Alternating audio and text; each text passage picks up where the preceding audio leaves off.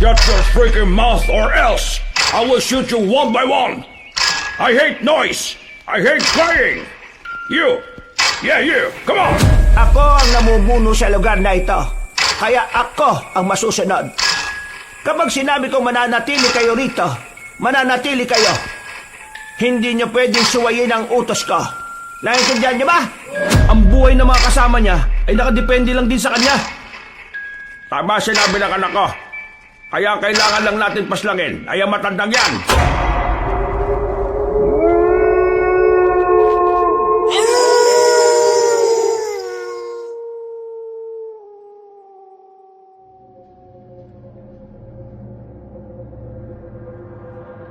Pinagpalang araw sa inyo, Kabanong. Kilalanin niyo na lamang ako sa pangalang Andres. Ang kwentong ibabahagi ko sa inyo ay kwento na nangyari noong taong 1995 sa probinsya ng Leyte. Hindi ko nababanggitin ang eksaktong lugar para na rin sa pribadong buhay ng mga sangkot sa kwento. Dahil ang kwentong ito ay hango sa totoong buhay. Nangyari ito nung ako ay binata pa lang. Maulang gabi noon, nasa biyahe kami kasama ang tatay ko. Nakasakay kami sa isang bus na provided ng isang recruitment agency. Meron kasi kaming pinagpasahan ng requirements namin. Kaming dalawa ng tatay ko ang isa sa maswerteng napasama sa mga taong mapapasama patungong Malaysia. May maganda raw kasing trabaho na naghihintay doon. Sa aming dalawa ni Papa, pagiging elektrisyan ang papasukan namin. Sa ibang kasama namin, iba-iba rin. Pero bago mangyari yon, kailangan daw muna naming mapagsama-sama sa iisang lugar. Kailangan daw muna kaming makausap. Kaya nagkaroon sila ng seminar na kung saan lahat ng mga ipapadala sa ibang bansa para magtrabaho ay bibigyan ng mga guidelines. Dahil desperado naman na kaming magkaroon ng trabaho, sumama kami. Nasilaw din kasi kami sa kikitain. Malaki-laki. Sobrang layo sa kinikita namin ni Papa dito sa Pilipinas. Ang unang sabi sa amin, dadaling kami sa Isla Portia. Isa itong isla sa Leyte pero hindi kami pamilyar. Sa tagal na namin sa probinsyang yon, yun din ang unang pagkakataon na narinig namin ang islang yon. Basta ang sabi nila sa amin, doon daw ang seminar. Pa, 3 oras na tayong nasa biyahe ah. Ang layo naman pala ng seminar natin. Anong klase ba to? Ngayon lang ako nakaranas ng ganito katagal na biyahe. Huwag ka na muna magreklamo. Ano ka ba naman? Mabuti nga magkakaroon na tayo ng trabaho eh. At saka, libreng seminar to para sa atin. Malaki ang may tutulong nito para maihanda tayo sa trabahong papasukin natin sa ibang bansa. Naiinip na kasi ako eh. Sakit na ng puwet ko kakaupo. Parang mabubutas ko na nga itong inuupuan natin eh. Tiisin mo na lang. Kung talagang malayong lugar na pagdadausan ng seminar, wala naman tayo magagawa. Alam mo naman na wala nang matinong lugar sa syudad. Kaya ayaw siguro nila doon. Anong walang matino? Ang dami kayong magagandang venue na pwedeng pagdausan ng seminar doon. Mabuti pa, matulog ka na lang. Gigisingin na lang kita kapag malapit na tayo. Hindi na ako makakatulog nito. Hintayin ko na lang na makarating na tayo. Hindi ka ba masaya? Magkakaroon na tayo ng bagong trabaho. Mas magkakaroon na tayo ng mas malaking kita. Matutubos na natin ang lupa sa tiyahin mong sakim. Masaya naman. Pero hindi ko maintindihan kung bakit hindi ako sobrang saya. Alam ko na kung bakit. Kasi hindi ka sanay magtrabaho sa ibang bansa. Kayo ba? Hindi ka rin naman sanay ah. Pero marami kasi akong kakilala na galing na ng ibang bansa. Sa dami ng kwentong naririnig ko sa kanila, parang alam ko na rin ang pakiramdam ng magtrabaho sa ibang bansa. Pero ikaw, Andres, huwag ka masyadong ma-stress. Ang pagkakaiba lang naman sa ibang bansa, iba ang lengguwahe. Pero ganun pa rin naman. Nakakapagod. Maswerte ka pa nga kasi makakasama mo ko doon. Yung iba nga rito, walang kasamang tatay eh. Walang kasamang kakilala. Basta, bahala na. Ang iniisip ko na lang, maubos ang lupa.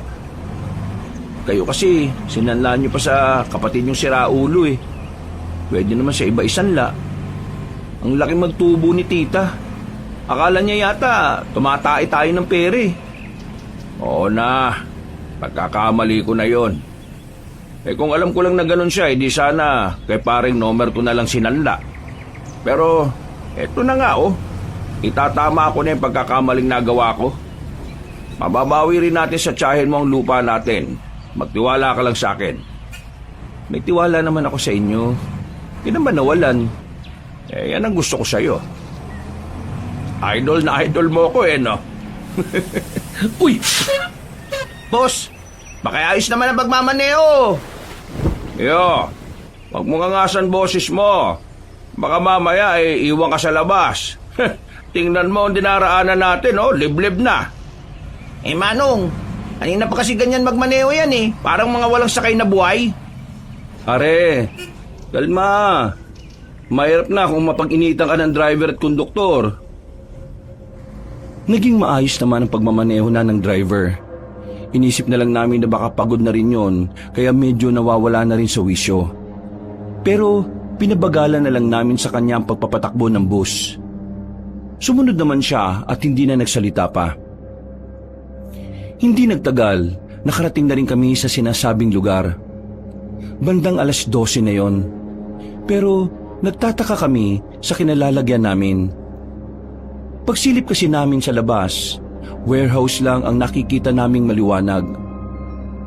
Walang kahit na anong gusali ang naroon. Mas kinabahan pa nga kami nang biglang may pumasok na mga armadong lalaki at tinutukan kami ng baril. Mga boss, ano nangyayari? Bakit nyo kami tinututukan ng barel? Hindi sumagot ang mga lalaking yon.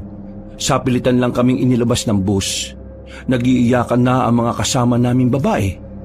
Wala rin namang magawa kaming mga lalaki dahil isang maling kilos lang namin, siguradong bubulagta kami. Kinaladkad nila kami papasok ng warehouse. Nilagyan kami ng mga tali sa kamay. Magkakahilera kaming nakaupo. Kahit na anong pagmamakaawa namin, parang wala silang naririnig. Visit na. Scam yata yung nasa liya natin ah. Hindi yata sila mga recruiter eh. Napaisip ako sa sinabing yun ng lalaking nasa gilid ko. Saka ko lang napagtanto na naloko kami ng mga taong nagsabi na bibigyan kami ng trabaho. Kinabahan ako ng malala. Malakas ang kutob ko na parte sila ng isang sindikato sa probinsya ng Leyte. Shut your freaking mouth or else I will shoot you one by one. I hate noise. I hate crying. You. Yeah, you. Come on. Sir, wag sir. Wag po. Wala po akong... If you don't stop making noise, I will put the bullet in your head like what I did to him. You understand? Poor Filipinos! Para kami mga bata noong mga sandaling yon na tumangutangulang ng paulit-ulit kabanong. Takot na takot, nanginginig sa kilhabot. Trauma ang inabot naming lahat habang pinagmamasdan ang kasama naming nakadapa na sa sahig habang butas ang noo nito. Nice. Just like that. Behave yourself and you will be saved. Boys! Boys! Guard these people until morning. I want a nap. If someone attempt to leave, kill! Umalis na ang kano na tinuturing nilang leader. Yung mga nagbabantay sa amin ay mga Pilipino lang din. Sa pagkakarinig ko, lahat kaming naroon na ibibenta sa mga taga-ibang bansa at gagawin kaming trabahador sa paggawaan ng droga. Kung saang-saang bansa daw kami ibabato, malayong malayo sa trabahong iniisip namin. Tiningnan ko si Papa. Nakita ko sa mukha niya ang sobrang stress. Kahit na hindi siya nagsasalita, alam kong sinisisi niya ang sarili niya. Siya kasi ang pumilit sa akin na patusin ang agency na nadaanan lang namin. Pa, wala kang kasalanan. Huwag mo sisihin ang sarili mo, ha? Alam naman natin na kaya lang natin pinatusto kasi kailangan natin ng pera. Pero kung hindi sana kita'y sinama, hindi ka sana maalalagay sa ganitong sitwasyon. Wala na tayong magagawa. Ang isipin na lang natin kung paano tayo makakatakas. Ha? Tatakas kayo? Sama ko! Shh! Pare, inaan mo lang boses mo. Kapag narinig tayo ng mga yun, patay tayo. Ay, pasensya na. Teka, Tomas nga pala pangalan ko. Kayo? Andres, itong tatay ko, si Agno. Andres, Mang Agno. Ayos. Mahirapan tayong makaalis dito. Pero mamaya, tsempuhan natin. Total, kamay lang naman ang nakatali sa atin Makakatakas tayo. Basta hintayin natin sila makatulog lahat. Basta sama niyo ako, ha? Napabuntong hininga na lang ako kabanong nanatili akong mulat noon. Kahit ang iba namin mga kasama ay nakaidlip na lang sa kakaiyak. Maya-maya pa, napansin namin ni Tomas na nakaidlip na rin ang mga nagbabantay sa amin. Naglakas loob na kaming gawin ang plano namin.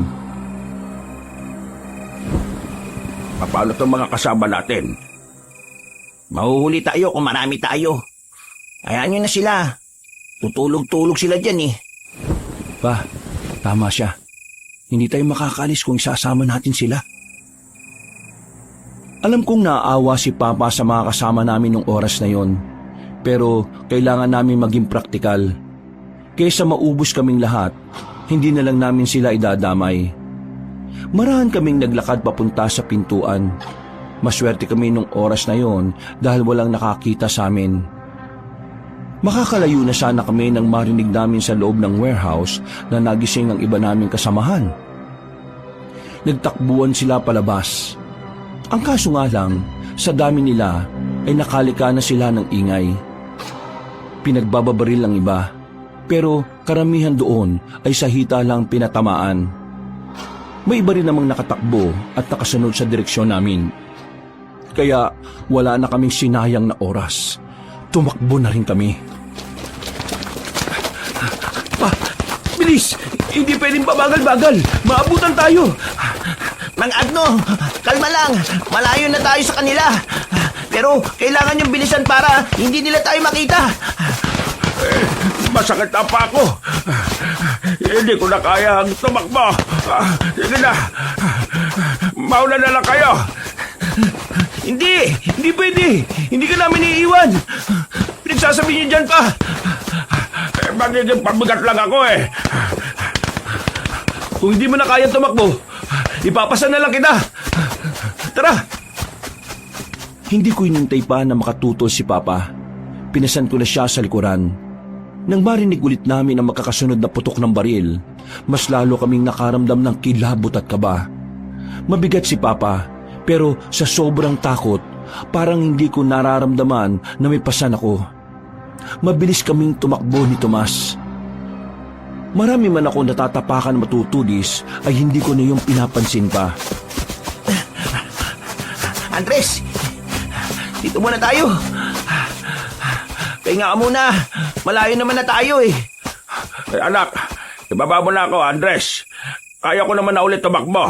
Nakapagpahinga na ako. Sige, dito na muna tayo. Sa iba na sila duman Sigurado ako, hindi na nila tayo makikita. Bisit ng mga sindikato yun. Paano nila nasisikmura na mandukot ng tao tapos ibebenta nila sa ibang bansa? Mga halang ang mga kaluluwa niyan. Magtataka ka pa ba kung kaya nilang gawin to? Kanina nga, binaril sa harapan natin yung isa sa kasama natin Nakakaawa. May pamilya yun Nakausap ko yung bago tayo bumiyahe kanina. Kaya nga kailangan nating makaligtas dito. Kailangan nating ipaalam sa kinaukulan na nangyari. Kung hindi sila mahuhuli, mas marami pang kagaya natin na mabibiktima nila. Napasandal na lang ako sa puno. Kahit na papaano ay nakahinga na rin ako ng maluwag. Pero hindi pa rin ako naging kampante. Hanggat hindi pa kami nakakaalis sa lugar na yon, alam kong anumang oras ay pwede pa rin kaming mamatay. Nakakainis. Kailangan ko ng magandang trabaho eh. Ito na lang yung paraan para payagan ako ng dati kong asawa na makasama yung anak ko kada linggo. Kaso, bulilyaso pa pala. Ibig sabihin, hiwalay na kayo ng asawa mo? Oo. Siraulo kasi ako dati. Nung nanganak siya, lulong ako sa alak. Ayun, napabaya ako sila. Ngayon naman na nagbago na ako, ayaw na sa akin. Naiintindihan ko naman. Kaya nga ngayon sinusubukan kong maging responsableng ama sa anak ko. Ang kaso, sadyang ayaw na yata sa akin ang kapalaran ko eh. Maalas ang putik. Dapat makaligtas ka rito para mabalikan mo yung asawa at anak mo. Kahit yung anak ko na lang. May kinakasama ng iba yung dati kong asawa eh. Ganyan talaga ang buhay. Nasa uli talaga ang pagsisisi. Bakit kasi hindi nauso na sa unahan na lang magsisi, no? Makalipas ang halos kalahating oras, umalis na rin kami roon. Naglalakad na lang kami. Inalalayan ko lang din kasi ang paglalakad ni Papa. Noong mga sandaling yun, Kabanong, akala namin ay ligtas na kami. Akala namin ay hindi na nila kami masusundan. Pero nagkamali kami. Napatigil na lang kami sa paglalakad nang makakita kami ng liwanag. May mga dala silang sulo. Dala-dala rin nila ang mahahabang baril. Nakita nila kami, kaya agad nila kaming pinaulanan ng bala. Buti na lang ay maraming puno, kaya hindi kami natamaan. Pinasan ko ulit si Papa. Tumakbo na naman kami. Dahil sa sobrang taranta, napahiwalay na sa amin si Tomas. Hindi ko na siya nasundan pa, kaya umiba na lang kami ng direksyon. Yung lalaki yon, baka mamatay. Wala na tayong magagawa pa. Kailangan nating iligtas din ang sarili natin. Kung susunod tayo, mamamatay tayo. Binilisan pa namin ang binilisan ng pagtakbo hanggang sa makarating na rin kami sa malawak na talahiban. Nagpas tao ang mga talahib doon. Dumapa kaming dalawa ni Papa at nagtago. Tinakpan ko na lang ang bibig ko para hindi ako makagawa ng ingay. Kahit hingal na hingal ako, ginawa ko ang makakaya ko para hindi nila marinig ang paghinga ko. Nang maramdaman namin na nakalis na sila, ay para na kaming nabunutan ng tinik sa lalamunan. Pa, wala na sila. Tara na. Ha? Sigurado ka ba? Oo. Bago sila bumalik, tara na. Wala kaming sinayang na pagkakataon ni Papa. Nagmamadali kaming nilisan ni Papa ang talahiban na yun. Lakad lang kami ng lakad. Magpapahinga kapag napagod. Pinapasan ko siya kapag hindi na niya kaya. Wala akong kapaguran. Ang tanging tumatakbo lang sa isipan ko noon ay mailigtas ang tatay ko. Bandang alas 5 na, nasa kalsada na kami naglalakad. May nakasalubong kaming matandang babae. Tinanong namin siya, pero hindi siya nakakapagsalita. Nagtaka na lang din kami nang bigyan niya kami ng kakanin. Biko na may latik. Akala siguro na matandang yon ay nanghihingi kami ng pagkain. Dahil nagugutom na rin naman kami, tinanggap na lang din namin. Nagpasalamat kami sa kanya pero hindi namin alam kung naintindihan niya kami. Akala niya, pagkain ang kailangan natin no? Pero ayos na rin to. Nakakaramdam na rin ako ng gutom eh. Oo, ako rin Ginutom ako sa lahat ng nangyari. Ay nako, kumusta na kaya yung iba natin kasama? Pati si Tomas. Nakaligtas kaya sila? Ipagdasal na lang natin na sana buhay siya. Pati yung iba pa natin mga kasama. Sana makabalik si Tomas sa pamilya niya. Sana nga. Kawawa naman yung anak niya kung mamamatay lang siya. Ay, visit kasi itong mga sindikato na to Ipinagpatuloy na lang namin ni Papa ang paglalakad hanggang sa sikata na lang kami ng araw. Nakaramdam na rin kami ng antok at pagod. Sumilong kami sa ilalim ng puno. Nilatag namin ang nakita naming karton at saka umidlip. Kampante naman kaming wala nang hahabol sa amin doon.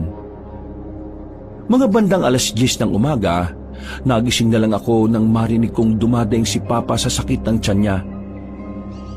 "Oh, Pa, anong problema?" Masakit ang tiyan ko. Parang sira na yata yung kinain natin biko eh.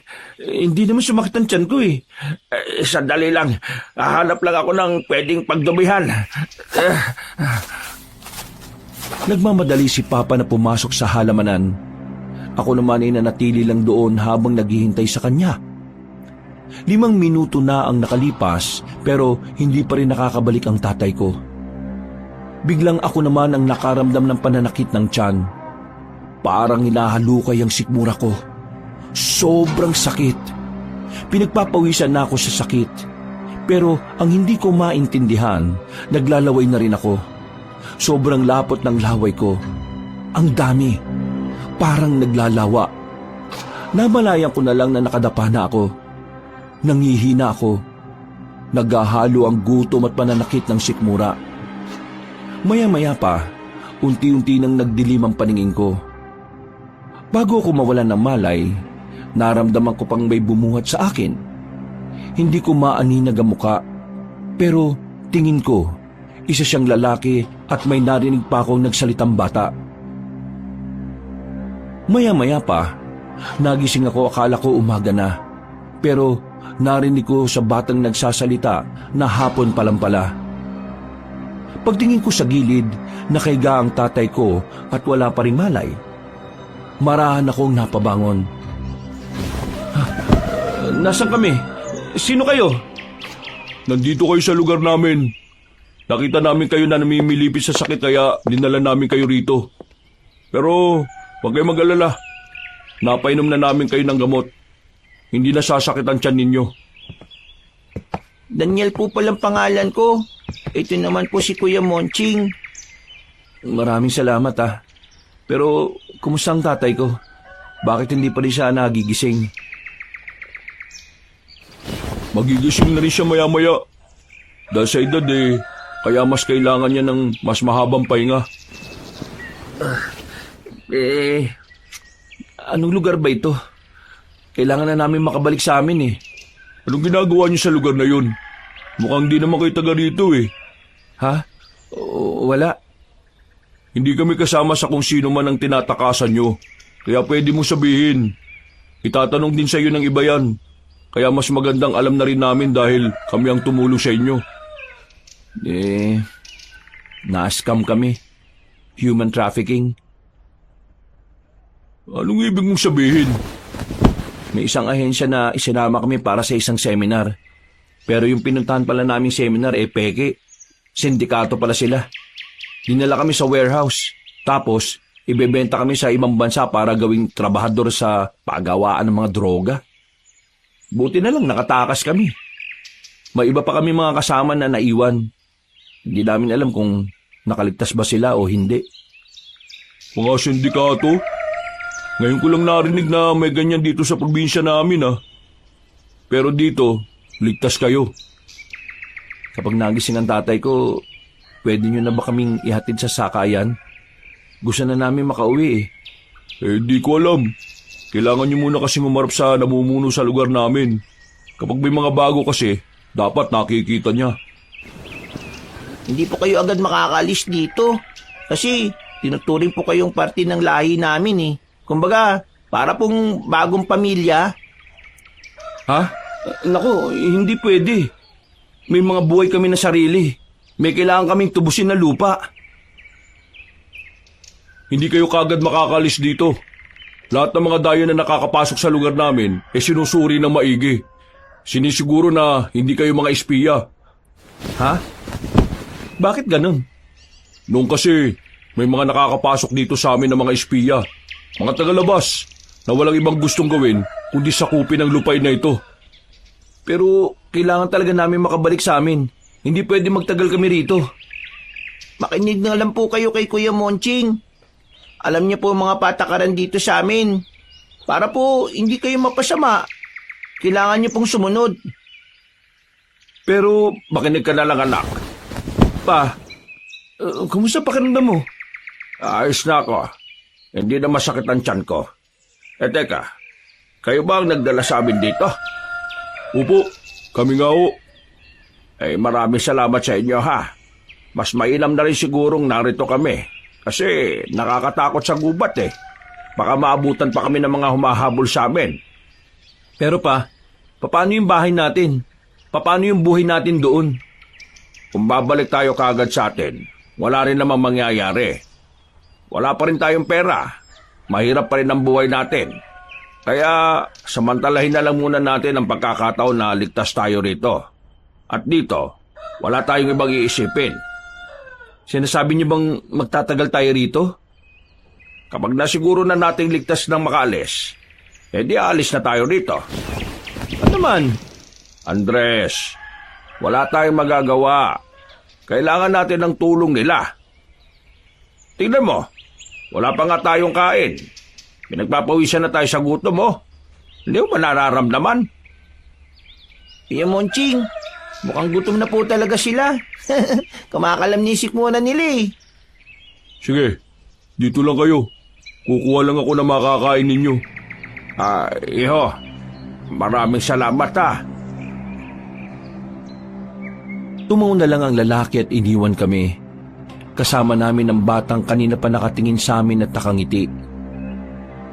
Daniel ang pangalan mo, di ba? Opo, Daniel po ang pangalan ko.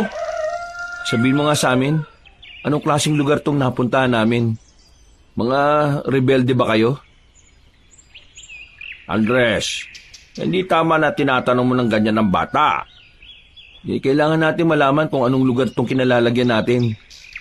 Hindi ka na ba nadala sa nangyari sa atin? Nagtiwala tayo sa mga taong akala natin magbibigay ng trabaho sa atin.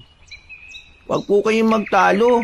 Wala naman po kayong dapat ikabahala eh.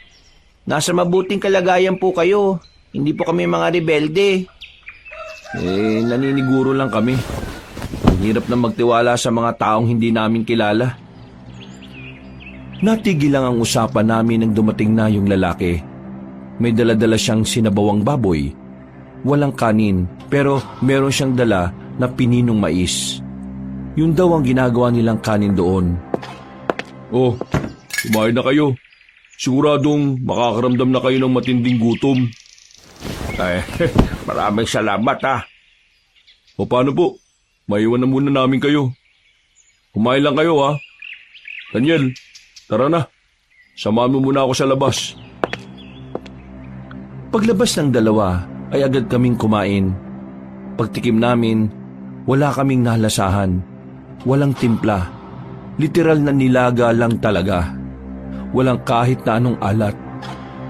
Pero kahit na ganon, ay napilitan na lang kaming kainin yon. Gutom na kasi talaga kami, Kabanong. Nang lalambot na ang mga tuhod namin. Wala naman lasa tong kinakain natin. Parang hindi rin ako nabusog eh. Huwag ka na maginarte. Ang mahalaga naman maalam na ng tiyan natin. Magpasalamat na lang tayo. Sana naman yung kakainin natin mamayang gabi masarap na. Napasandal na lang ako sa dingding. Kahit na hindi naman ako naging masaya sa kinain ko, lihim ako nagpapasalamat dahil kahit na papaano, naitawid namin ang gutom namin. Makalipas ang ilang oras, hindi pa rin nakakabalik ang magkapatid. Nababagot na ako noon.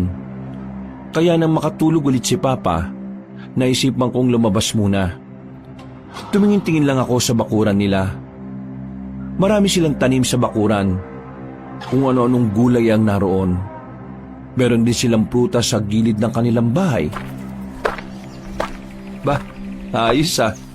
Mabubuhay ka na talaga kapag sa ganitong bahay ka nanirahan. Pero ayoko pa rin tumagal dito.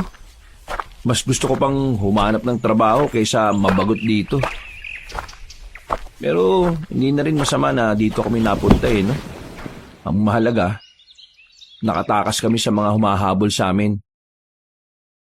Kuya, sino kinakausap mo dyan?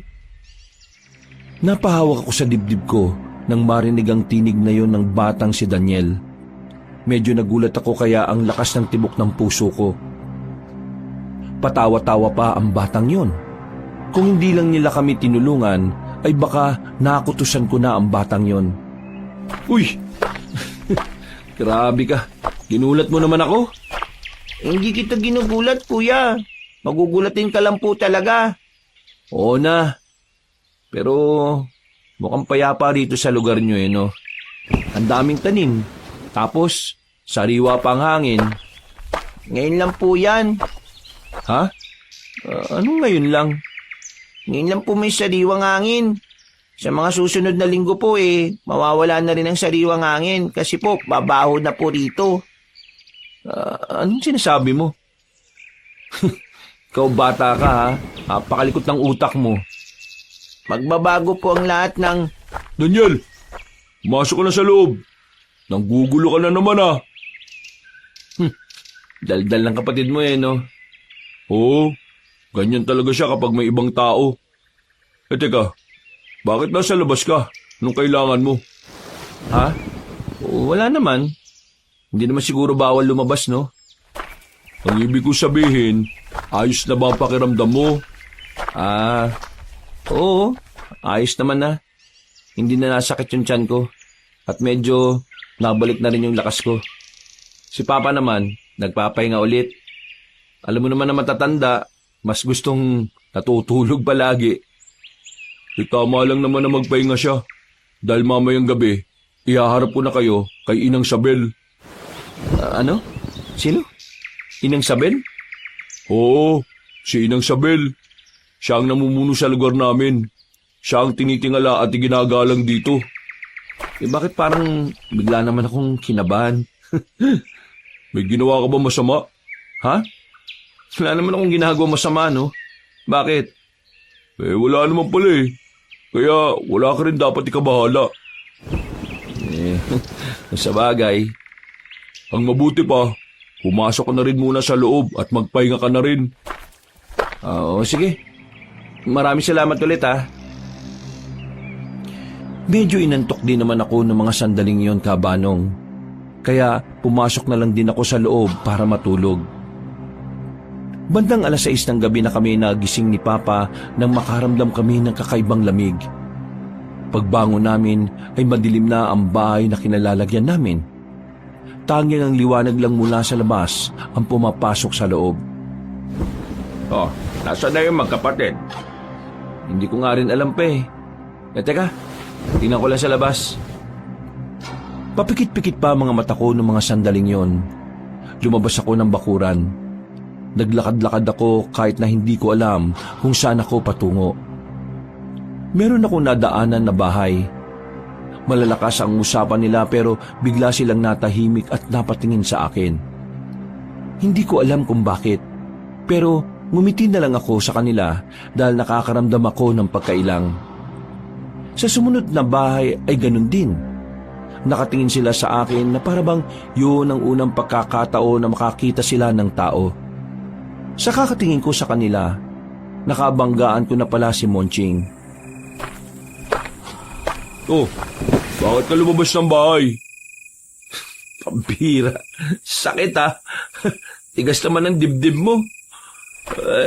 Kasi nagising kaming walang ilaw sa bahay nyo Wala rin naman si Daniel kaya eto, hinahanap ko kayo. Pasaway talaga yung batang yon. Halika, bumalik na tayo. Isasama ko na kayo mag-ama kay Inang Sabel. Binilikan kami ni Papa. Pinahiram kami ni Monching ng mas maayos na damit. Habang naglalakad kami papunta sa kinaroroonan ng bahay na matandang si Sabel, hindi pa rin maalis ang tingin ng mga tao sa amin. Monching, bakit ganyan sila makatingin? Galit ba sila kasi may dayo? Huwag mo silang pansinin. Maglakad lang kayo. Sige. Sabi mo Ilang sandali lang ay nakarating na rin kami sa bahay na bato. Mas malaki ang bahay na yon at nakapintura na rin. Sa gilid ng bahay, may isa pang bahay na walang ilaw. Hindi ko alam kung para saan ang bahay na yon. Pero meron kaming naririnig na kung anong hayop na umaangil doon. Sa isip-isip namin ni Papa, baka doon nakakulong ang mga aso o baka naman ibang hayop na hindi pwedeng makalapit sa tao. Magandang gabi, Nang Isabel. Narito po ako para ipakilala sa inyo yung bagong residente ng San Rafael, si Mang Agno at si Andres. Nakita ko po silang walang malay sa gubat kaya dinala ko na sila rito. Magandang gabi po sa inyo. Kayo ang pinakabagong residente ng aming lugar. Kaya marapat lang na sumunod kayo sa mga patakaran na meron kami dito. Bukas ay ipapadala ko sa inyo ang mga patakaran na nakasulat. Mas madali niyong matatandaan kung mababasa niyo ito. At bilang pagtanggap na rin, ipapairam ko na muna sa inyo ang isang bakanting bahay sa bandang dulo ng baryo ng San Rafael. Maraming salamat po, Inang Isabel. Pero hindi naman po kasi habang buhay narito kami. Baka po bukas makalawa umuwi na rin po kami sa amin. Sinasabi mo bang hindi kayo titira dito? Opo, parang gano'n na nga po. Hindi na kayo maaaring umalis dito dahil isa na kayo sa amin. At ang mga kagaya natin ay marapat lang na nagsasama-sama sa iisang lugar. Hindi magiging ligtas ang buhay ninyo sa paningin ng mga taong nasa labas ng baryong ito. At para protektahan kayo, kailangan nyong manatili rito. Maililigtas kayo ng proteksyon na kaya kong ibigay. Ay, sandali lang ho. Mawalang galang na ho Pero kasi, meron po kami mga dapat asikasuin sa amin. Napatpad lang po talaga kami rito kasi tinulungan kami ng magkapatid. Baka naman kung pwede, aalis na po kami bukas. O hindi naman po sa makalawa. Ano ba ang hindi nyo maintindihan sa sinabi ko? Kung hindi kayo titira dito, magiging delikado ang buhay ninyo. Naintindihan po namin na nag-aalala kayo sa kapakanan po namin. Pero malayo na po kasi sa amin yung mahabol sa amin Doon po sa tirahan namin, parang syudad na rin. Yung mga nahabol po sa amin liblib din po yun. Ako ang namumuno sa lugar na ito. Kaya ako ang masusunod. Kapag sinabi kong mananatili kayo rito, mananatili kayo. Hindi nyo pwedeng suwayin ang utos ko. Naintindihan nyo ba? Pero Andres, hayaan mo na. Sige na, Monching.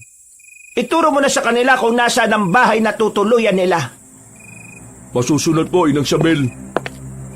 Wala na akong nagawa ng mga sandaling yung kabanong. Hindi ko alam kung ano ang nangyayari. Pakiramdam ko tuloy noon, mga rebelde sila o kaya naman mga grupong kumakalaban sa gobyerno. Sinubukan kong kausapin si Papa tungkol sa kagustuhan kong makaalis sa lugar na yon. Pero maging siya ay sumuko na rin. Para sa kanya, mas maganda nang naroon kami kaysa balikan pa namin ang dati naming tirahan, na puro problema lang ang dinaranas namin. Paano yung lupa nakasanla? Nangako tayo kay Mama na tutubusin natin yun bago siya namatay. Sinabi natin sa kanya na mababawi natin sa kapatid mo yung lupa pa. Hindi natin magagawa yun kung nandito tayo. Anak, tingin ko kailangan na natin pakawalan ng lupang yon. Ha? Ano? Teka. Sinasabi niyo bang isuko na lang natin yon? Yung lupa na naging dahilan kung bakit tayo nalagay sa panganib? Iyon nga ang pinupunto ko. Nagdahil sa lupang yon, ang daming nangyaring masama sa atin. Hindi mo ba naiisip na baka yun ang senyales para isuko na natin ang lupa? Pa, anong sinyalis ang pinagsasasabi niyo dyan? Kaya lang naman tayo nalagay sa panganib dahil masyado ka nagpauto dun sa agency na yon. At ako na kayo lang sinisisi mo. Kayo naman talaga yung unang nakipag-usap sa kanila Sumama lang ako kasi akala ko okay yun. Pero hindi mo rin naman inusisa kung lihitimo talaga sila. Kung hindi kayo nagpauto sa agency na yon, wala tayo rito. Sa madaling sabi, kayo ang may kasalanan ng lahat ng ito. Ay, sige na. Ako na. Kasalanan ko na. Kasalanan ko naman lahat palagi Pa, bakit ba kayo ganyan? Bakit ba kasi parang ang bilis-bilis niyong isuko yung lupa na yon? Sa atin nila Mama yun. Bakit ang dali-dali niyong isuko? Dahil pagod na ako, Andres. Pagod na ako sa halos buong buhay na lang natin. Sinusubukan natin magpatuloy para sa lupa. Wala na tayong ibang dahilan para mabuhay kung dyan lupa na yon. Gusto ko naman makahinga kahit paano. Masyado na tayo nilalamon ng lupain na yun eh. Bakit kasi doon nyo pa sinala sa kapatid nyo? Kahit saan ko isanla, hindi naman natin matutubos kasi nagkanda utang-utang na tayo na magkasakit ang mama mo. At si mama naman ngayon ang sinisisi nyo. Kung sana, inalagaan nyo siya noon, hindi naman siya magkakasakit eh. Kaso mas inunan nyo pa palagi yung pagtatrabaho nyo. Minsan lalambingin kayo ni mama, pero palagi na lang mainit ang ulo nyo. Tumigil ka na! Nakakasakit na yung mga pinagsasabi mo ha? Totoo naman eh. Kung ayaw mo rito, edi umalis ka rito. Bahala ka sa buhay mo. Basta ako susubukan ko mabuhay dito. Susubukan ko magsimula ng bagong buhay na hindi na nag-iisip kung saan ako hahanap ng pantubo sa lupa. Hindi ako makapaniwala na kinakaya ng konsensya nyo na abandonahin ang problemang ikaw rin mismo ang gumawa. Hindi ganyan ang pagkakakilala ko sa inyo eh. Ay, saan ka pupunta? Sabi nyo, di ba? Bahala ako kung aalis ako. Di bahala na talaga ako. Diyan na kayo! Sobrang sama ng loob ko noon, Kabanong. Hindi ko kasi matanggap na hindi na namin mababawi ang lupa na maraming taon na naming inilalaban. Hindi ko maintindihan kung bakit ang dali-dali para sa kanya na isuko na lang yun. Sa isip-isip ko, hindi man lang niya inalala ang pangako namin kay Mama bago ito namatay. Umalis ako ng bahay. Sa sama ng loob ko ay hindi ko na namalayan na malayo na pala ang nalakad ko. Napatigil ako sa harapan ng tulay. Napatingin ako sa ibaba kung saan malayang umaagos sa mga tubig sa ilog. Kung tumalon na lang kaya ako dito. Total, nasayang na lang din naman lahat ng pakikipaglaban namin para sa lupang yun eh. Huwag mong gawin yan! Napatingin ako sa gilid ng marinig ang tinig na yon. Laking pagtataka ko na mayroong babaeng nakatayo roon. Samantalang wala naman ako nakita roon nang dumaan ako. Ha? Sino ka? Huwag mong gawin yan. Alam kong meron kang pinagdaraanan. Pero ang isang problema ay hindi matatapos kung tatapusin mo lang ang buhay mo ng ganyan. Kahit tumulong ka dyan at mamatay, kung saan ka man mapapadpad kapag namatay ka, dala-dala mo pa rin ang problema mo. Huwag mo nga akong pakialaman. Wala kang alam sa mga pinagdaraanan ko. Umalis ka na. Pabayaan mo na ako dito. Hindi mo may babalik ang lupa kung tatalon ka dyan. Para mo na rin sinabi na mahina ka kasi sumuko ka rin. Ha? Teka, paano mo nalaman ng tungkol sa lupa? Kasi sabi mo lang kanina. Kanina? Di ba kanina wala ka naman dyan? Paano ka napunta dyan? Alam mo, normal ang mga problema. Walang nilalang sa mundo na nabubuhay na walang problema. Kumbaga, kaakibat ng pamumuhay natin ang mga problema. At kung wala ka dito, nabubuhay ka ng walang saysay. Pero ang mga problema ay ginawa para maging pagsubok sa buhay ng lahat. Ang sino mang sumuko sa problema ay nabuhay na lang din ng walang saysay. Kahit na marami kang sinayang na oras at pagod nung lumalaban ka pa, lahat ng yun ay malulusaw kung isusuko mo ang lahat ng pinaghirapan. Marahil, wala ako sa kalagayan mo, kaya hindi ko alam ang pakiramdam. Pero alam ko ang pakiramdam na mawala ng pag-asa. Kaya alam ko rin na ang solusyon sa problema mo ay hindi ang pagtalon sa tulay na ito. O sige nga, alam mo ba kung anong solusyon ng problema ko? Daldal mo no? Kala mo, ang dami mong alam. O sige nga, ano? Ikaw at ikaw lang ang makakaalam kung anong solusyon at dapat mong gawin.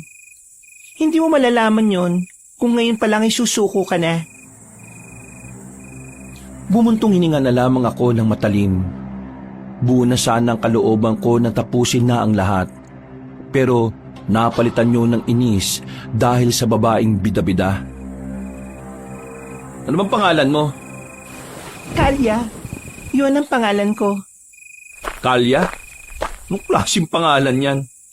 Ikaw, anong pangalan mo? Andres. Andres? Kapangalan mo ang alaga kong aso na namatay nung nakaraang taon. Wow aso pa talaga ah. Totoo naman ang sinasabi ko eh. Kapangalan mo ang aso ko. Ang pagkakaiba nyo nga lang, mas maayos ang itsura niya kesa sa'yo. Dami mong sinasabi. Pwede ba umalis ka na? Huwag kang tumalon. Wala kang mapapala dyan. Sige na, hindi na ako tatalon. Papansin ka eh. Kanina nasa mood pa akong tumalon eh.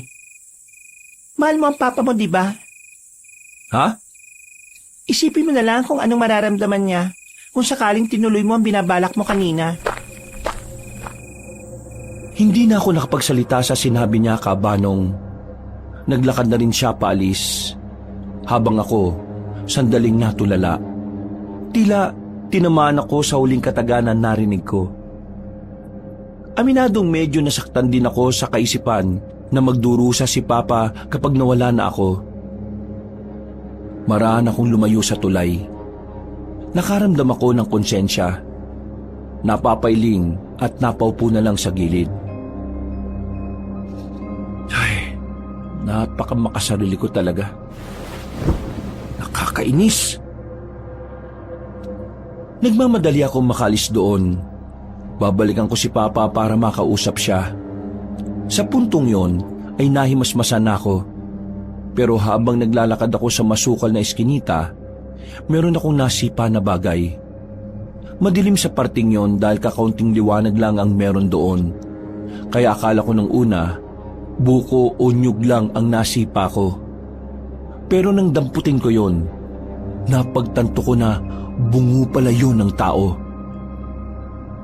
Mabilis kong binitiwan ng bungo. Napatras ako at napatingin-tingin sa paligid. Napapaisip ako kung papaanong nagkaroon ng bungo ng tao sa daan na yon.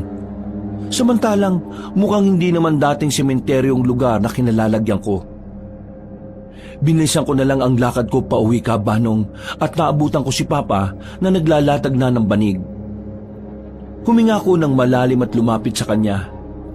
Pansamantala kong nakalimutan ang bungo na nakita ko. Pa? Tungkol po sa nasabi ko kanina. Nadala lang ako ng emosyon ko.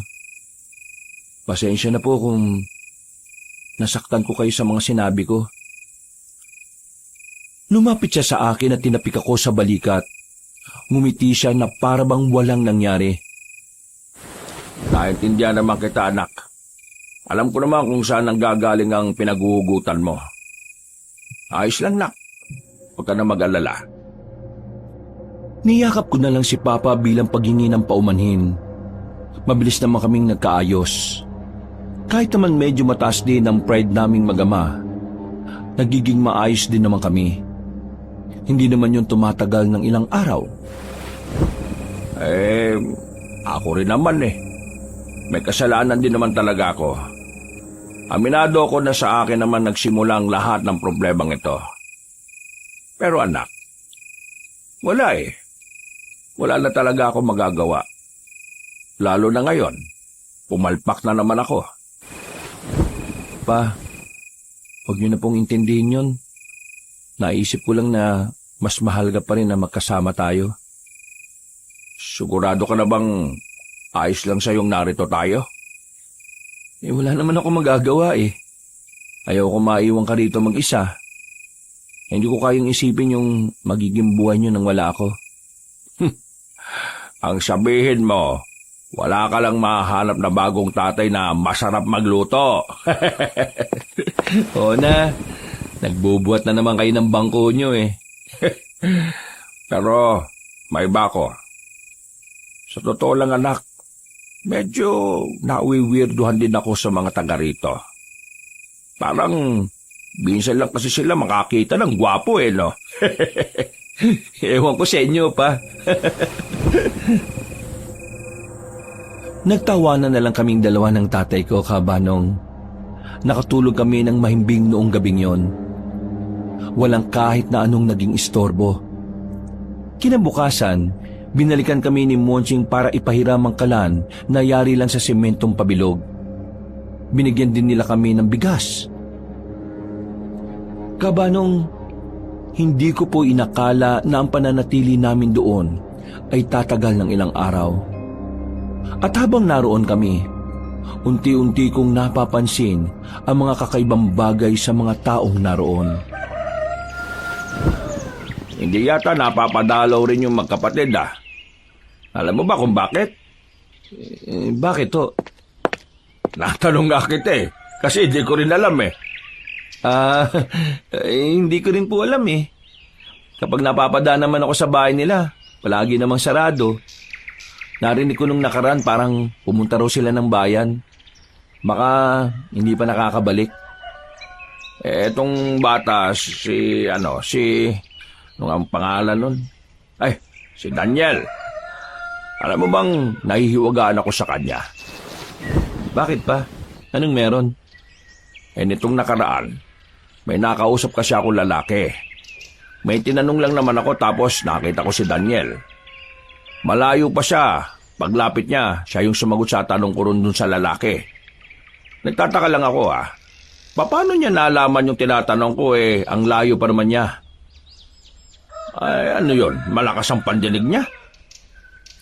Hindi kaya may nasabi ka na noon sa kanya, tapos naalala lang niya bigla. Nasabi? Hindi naman ako nagtatanong ng mga tanong na alam kong hindi naman masasagot ng bata Ano ba kasing tinanong niyo?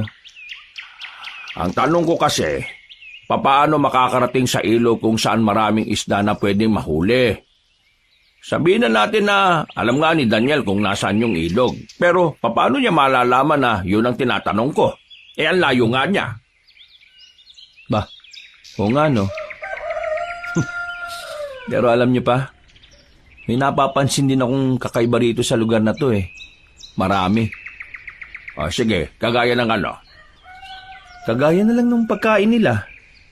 Sa lahat ng bahay siguro dito, lahat ng pagkain nila walang timpla.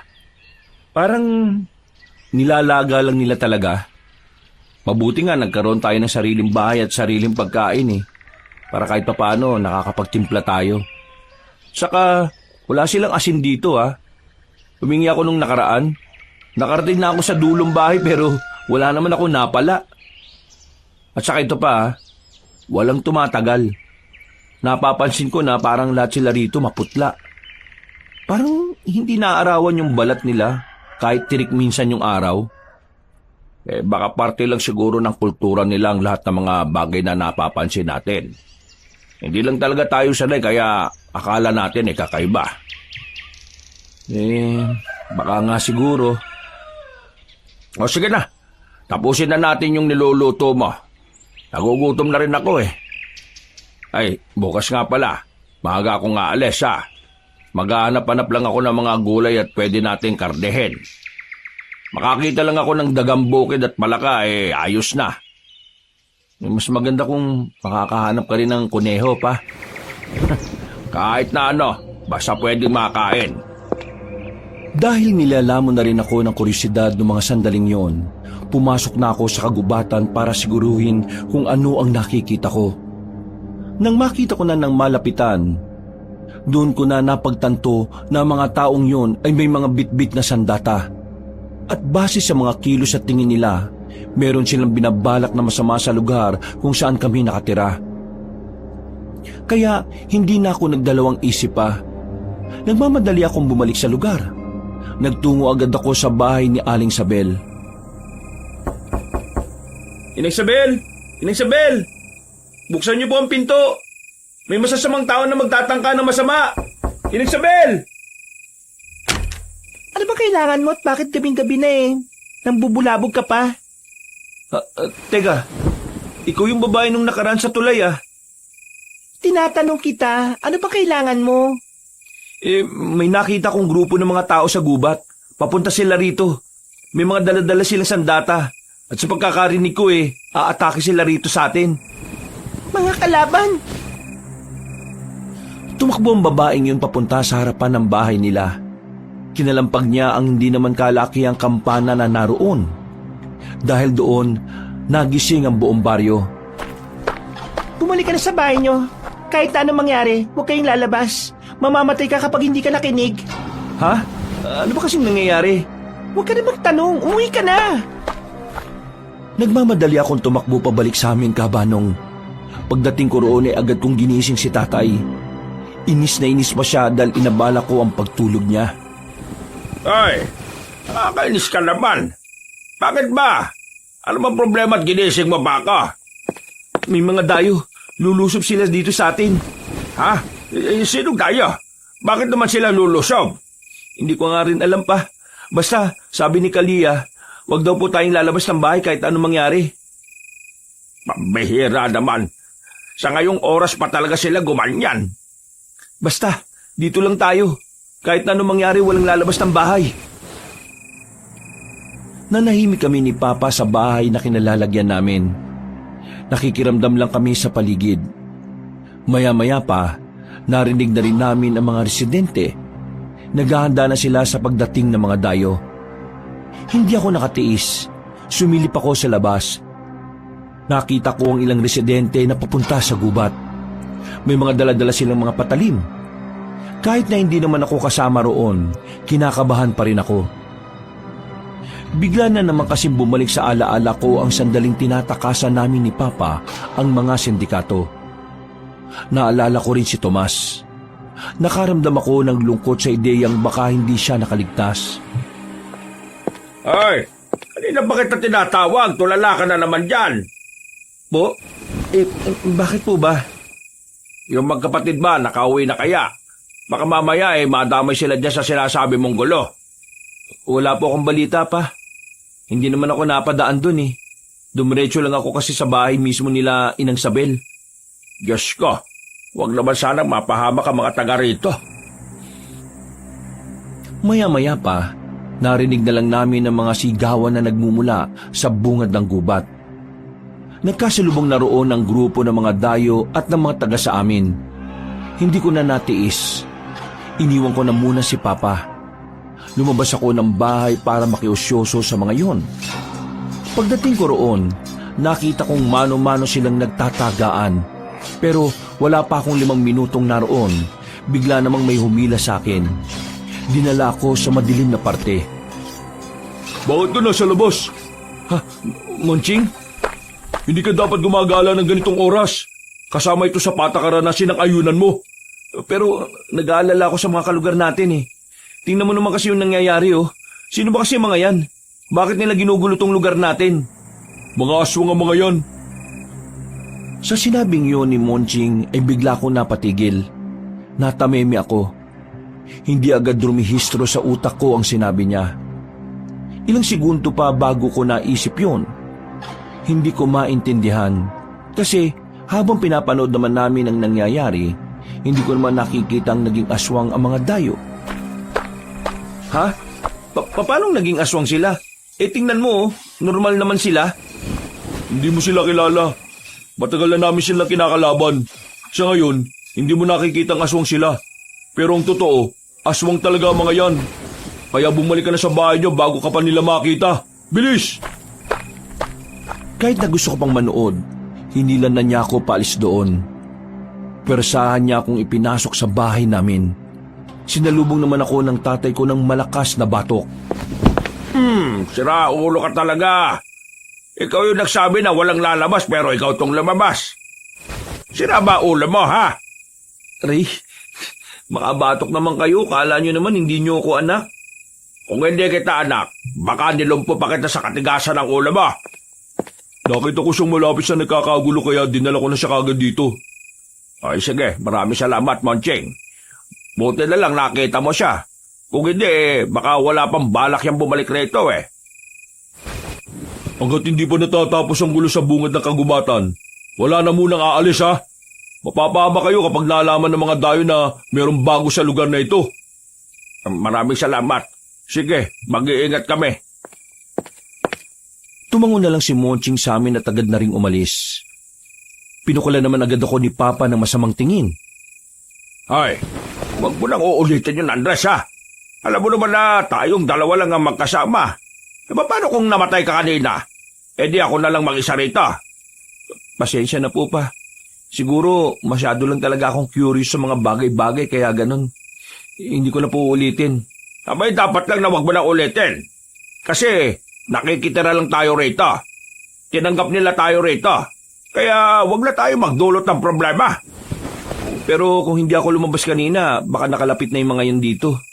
Hindi sila nabigyan ng warning. Malaki na itulong mo ngayong gabi pero tama na yon. Huminga na lang ako ng malalim kabanong.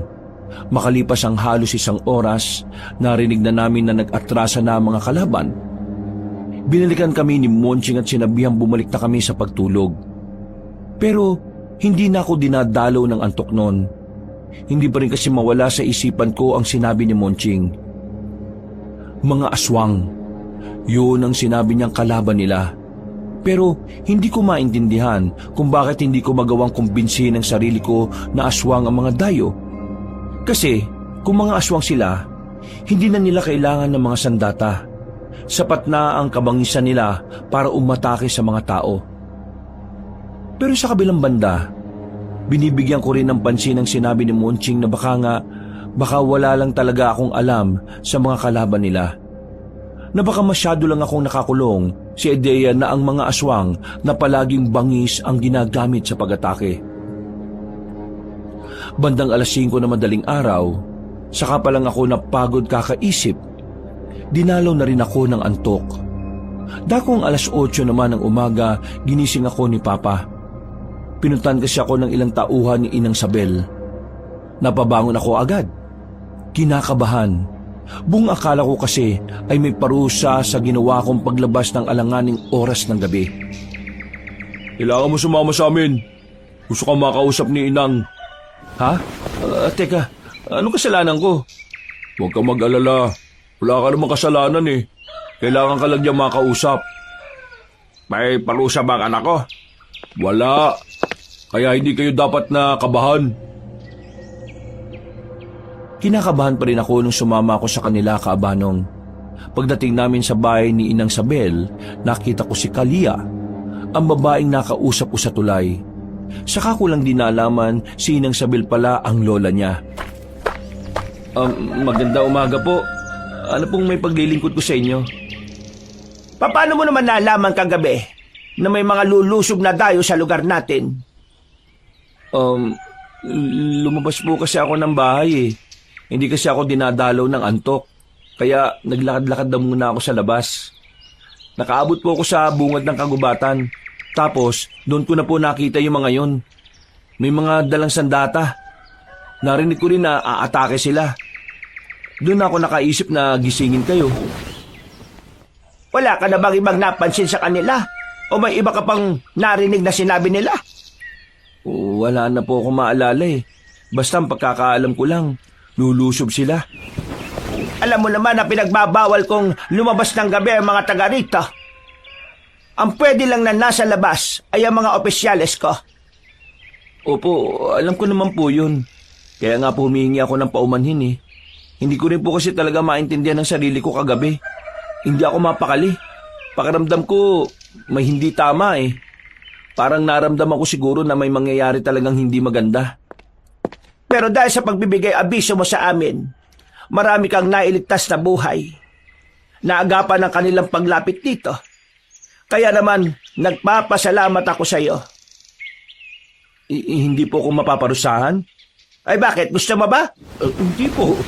Ayaw ko po. Sa ginawa mo, napatunayan ko na talagang mahalaga na para sa inyo ang mga residente rito. Kaya naman, mamayang gabi, magpapadala ko ng mga bagong supply ng karne at gulay sa inyo. Dadagdagan ko rin ang bigas ninyo. Para yan sa ginawa mong kabayanihan. Naku, maraming salamat po talaga. Pero sigurado kang wala ka nang narinig na ibang bagay sa sinabi ng mga dayo? Wala na po eh. Tumakbo na po kasi kagad ako. Kung ganun eh, sige, makakaalis ka na. Paulit-ulit akong yumuko noon bilang pagbibigay galang. Hinatid na rin ako ni Monching palabas. Napabuntong hininga na lang ako. Akala ko kasi ay isasalang ako sa matinding parusa. Ay nako, buti naman at na-appreciate nila yung ginawa ko.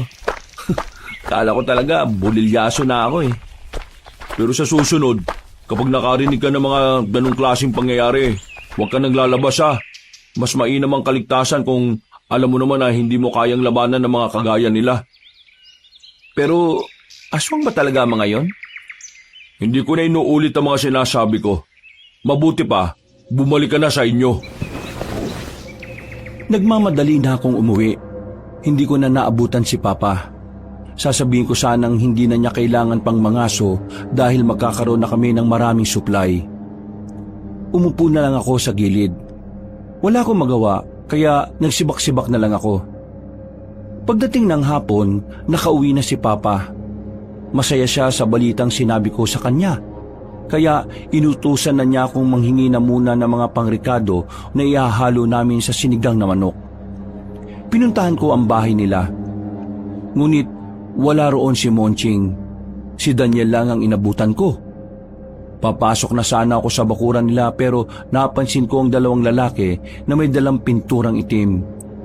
Ginuguhitan nila lahat ang pintuan ng bahay. Paikesam guhit. Hindi ko alam kung anong ibig sabihin noon kaya nilapitan ko si Daniel. Uy, Daniel, anong ginagawa nila? Bakit nila nilalagyan ng mga pintuan ng ganon? Pati inyo meron na rin, oh.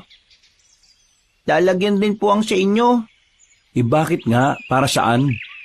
Malapit na kasi ang pagbabalik loob, Kuya Andres. Ano? Pagbabalik loob? Saan? Sinasadya po ng lahat na itago ang tunay na kulay. Pero binabalik din po sa tamang panahon para protektahan ang lahi.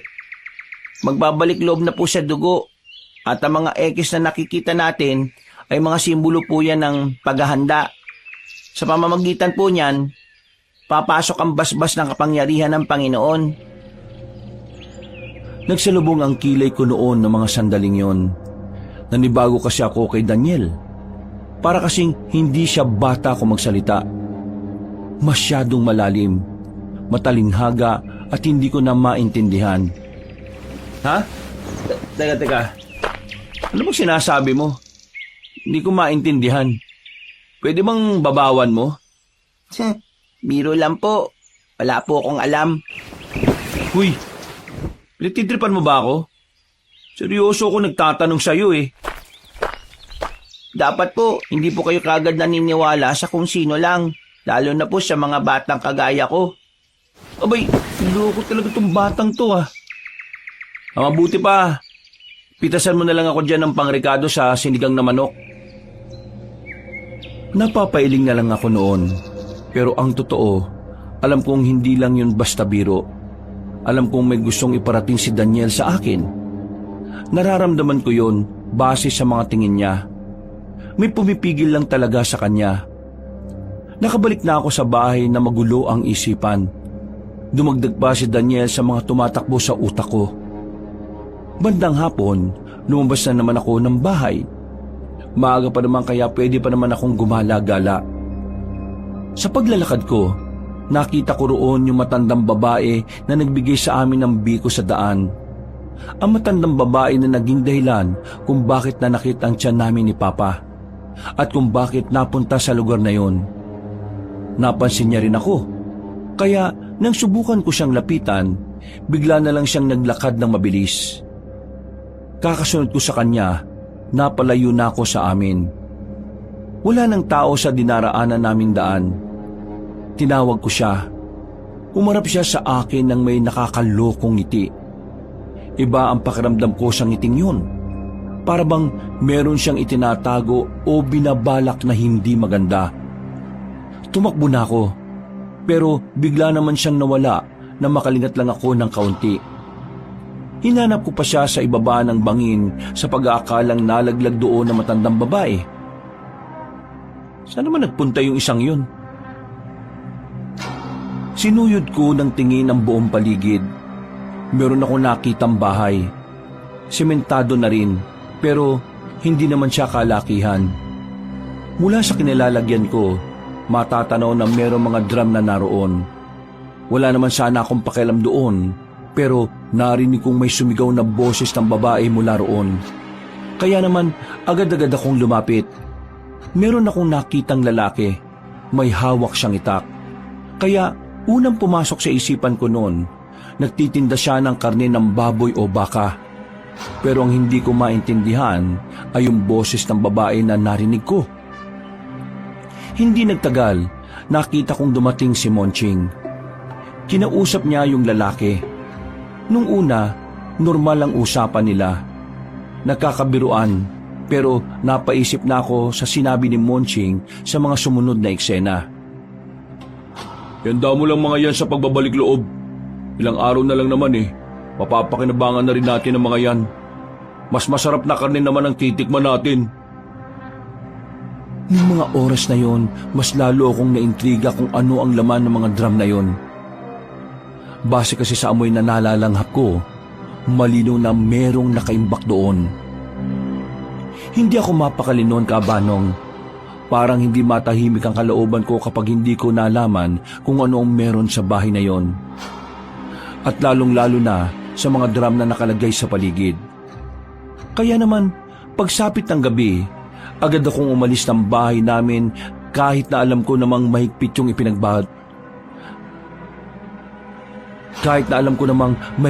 ipinagbabawal. Binalikan ko ang lugar kung saan naroon ang malalaking drum. Natsyempohan ko na walang tao roon, kaya hindi na ako nagdalawang isip na lumapit doon. Malalaman ko rin kung anong meron dito. Kala mo, Monching, hindi ko ito babalikan, ha? Tumingin-tingin muna ako sa paligid at nang masigurong wala namang nakakakita sa akin, tinanggal ko ang takip ng unang drum na malapit sa akin. Pagsilip ko sa loob at nang matapatan ko ng ilaw, napatakip na lang ako ng bibig at ilong sa nakita ko. Isang babaeng wala ng malay ang naroon. Nakabaluktot ang babae na parabang pinilit pagkasyahin. Napagtanto kong patay na ang babae nang makita kong duguan ang tagiliran niya at may malaking hiwa. Tiningnan ko pa ang iba pang drum. Hindi ako makapaniwala na ang laman ng mga yon ay puro tao. At lahat ng yon ay puro patay na. Kaya nangangamoy na rin. Agad na dumahaloy ang kilabot sa sistema ko. Nalalabot ang tuhod ko kaya natumba ko sa gilid. Nasagi ko pa mga bote sa gilid kaya nakalika ako ng ingay. Dahil doon, parang bigla kong natauhan. Nagmamadali kong nilisan ang lugar na yon at agad na umuwi sa amin. Sakto na makauwi ako, nagising si Papa. Ay, rantado ka. Saan ka na naman ang galing? Pa, may kailangan ka malaman. Meron ako natuklasan. Sira ulo ka talaga no? Pinagbigyan ka na nga sa unang ginawa mo na naman. Makinig muna kayo sa akin, Pa. Meron ako natuklasan. Tingin ko hindi ka talaga maniniwala sa sasabihin ko. Bakit? Ano ba yan? Meron akong narating na bakuran at maraming drum sa paligid. Tapos, yung laman ng drum, puro mga patay na tao. Abay, nasisira ka ba ng ulo? Paano naman magkakaroon ng ganon dito? Abay, hindi ko rin alam. At ito pang malupit. Nakita ko si Monching dun. Kausap niya yung lalaking tingin ko, siya yung pumatay sa mga taong nasa drum. Tapos, ang sabi pa ni Monching, ihanda raw mga yun sa pagbabalik loob. Hindi ko maintindihan eh. Ano ba talaga yung pagbabalik loob na sinasabi niya? Andres, wala akong panahon para makipaglokohan sa iyo. Papa naman, wala ka na bang tiwala sa akin? Tingin mo talaga gagawa ko ng kwento? Totoo nakita ko. Sa loob ng drum, may mga bangkay ng tao. Kung totoo nga yan, dapat malaman ito ni Inang Sabel. Hindi niyo ito dapat malaman. At bakit hindi? Siya ang namumuno sa lugar na ito Kung may ginagawa ng kababalagang niyang si Monching, dapat lang na malaman ni Inang Sabel para maparusan. Paano kung alam din yun ni Inang Sabel? Pero wala siyang ginagawa. Ha? Anong ibig mo sabihin? Imposibleng hindi alam ni Inang Sabel yun. Ang lapit lang nun dito Kaya nga wala muna tayong pagsasabihan. Kapag nalaman natin yon, baka pag-initan nila tayo. Ay, Diyos ko. Ano ba talaga sila? Anong klaseng mga tao ba sila kung gagawa sila ng ganon? Yun nga alamin ko, Pa. Dahil sa mga nangyayari, Nagkaroon na tayo ng dahilan para hindi magtiwala sa kanila ng buo. Anong iniisip mo? Pa, makinig kayo sa akin. Kapag napatunayan ko na may ginagawa sila masama, hindi na tayo dapat nandito. Kailangang umalis na tayo. Sabihin niyo sa akin, sang-ayon ba kayo sa iniisip ko? Oo, sang-ayon na ako. Pero nababahala ako eh. Paano kung malaman nilang may alam tayo? Hindi nila malalaman. Kailangan lang natin mag-ingat. Huwag tayong magpapalata. Kumilos tayo ng gaya pa rin ng dati. Sumang-ayon naman si Papa sa lahat ng sinabi ko, Kabanong. Napagtanto niya rin kasi na buhay din namin ang nakataya roon. Laking pasalamat ko na rin dahil hindi na humaba ang pagkontra niya. Malaking bagay sa akin na alam kong kasama ko siya sa laban na yon. Kinabukasan, tinanghali na naman ako ng gising. Maingay sa labas. Hindi ko alam kung bakit. Pagdungaw ko sa labas, nakita ko ang mga tauhan ni Inang Sabel. May bitbit silang lalaki. Kinakaladkad. Nakatali ang magkabilang kamay at nakatakip ng telang itim ang ulo.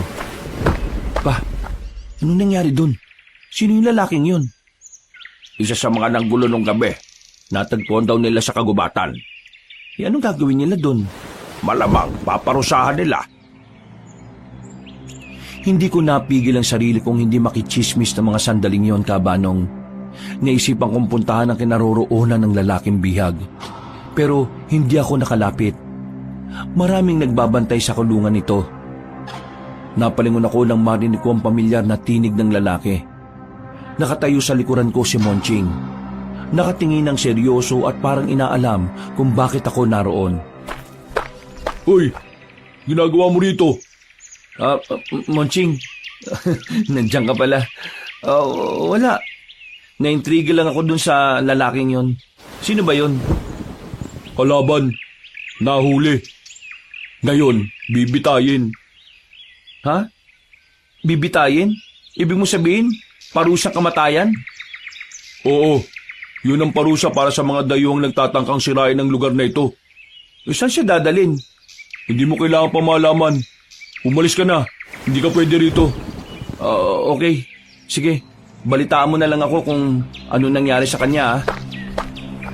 Hindi na siya nagsalita. Nakatingin lang siya sa akin. Noong mga sandaling yon, pakiramdam ko ay nakakalata na rin si Monching sa akin. Pero kahit na ganon, pinagpatuloy ko pa rin ang pagpapanggap na wala akong nalalaman. Sumapit ang kinagabihan. Mula sa bahay, narinig naming sumisigaw ang lalaking bihag nila. Mga 10 segundo lang ang itinagal. Maya-maya ay nanahimik na rin yun. Narinig na lang din namin na parang nagdiriwang na ang mga tao. Nagsisigawan sila at nagpapalakpakan pa nga. Parang kaligayahan nila ang pagpaparusa sa lalaking nabihag. Kaming dalawa ni Papa, tahimik lang kami. Hindi namin alam kung dapat bang matuwa kami dahil naparusahan ng dayong kalaban nila. Pa, ayos ka lang? Bakit pinagpapawisan ka ng ganyan? Naiinitan ka ba? Ang lamig naman Hindi ko nga alam, Andres eh. Kanina pa ito. Kumain naman na ako. Pero pakiramdam ko, gutom na gutom ako. Ikaw, ayos ka lang ba? Kanina ko pa napapansin na dura ka ng dura. Para kang aso Hindi ko nga rin alam pa Kanina pa ako naglalaway. Bigla na lang akong naging ganito. Akala namin ng tatay ko ay normal lang ang nangyayari sa amin. Pinapalagay namin na baka dala lang din ng panahon kaya namin yun nararanasan. Pero sa mga sumunod na araw, napapansin namin na napapadalas na ang weirdong nangyayari sa katawan namin. Nararanasan ko na rin ang pagtagaktak ng pawis ko at ang matinding gutom kahit na kumain naman ako. Pareho na rin kaming naglaway ni Papa. Ang dami na naming dura sa bakuran. At ang pinaka-weirdong nangyari sa amin noon, pareho naming naisip na kainin ng buhay ang nakikita naming manok sa kabilang bahay kahit na buhay pa yon.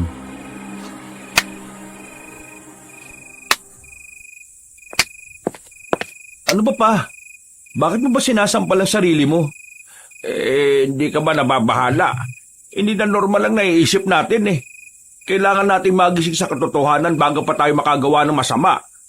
Kapag nalaman nila Monching to, baka magtaka sila kung anong nangyayari sa atin. Kumalma ka lang.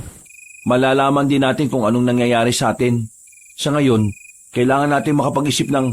Andres, hindi kaya Hindi kaya ano? baka aswang na tayo. Ha? Bakit naman tayo magiging aswang pa? Pambira naman yung iniisip nyo. Ganito ang pakiramdam ng mga aswang. Yung mga aswang na magsisimula pa lang maging aswang, ganito ang mga sintomas. Saan nyo naman nalaman yung impormasyon na yan? Sa mga kaibigan kong taga-Kapis. Andres, hindi ko alam pero tingin ko magiging aswang tayo. Paano kapag nalaman nila Inang Sabel, yung tungkol dito? Baka maslangin din nila tayo kagaya ng ginawa nila doon sa lalaking nabihag nila. Shh!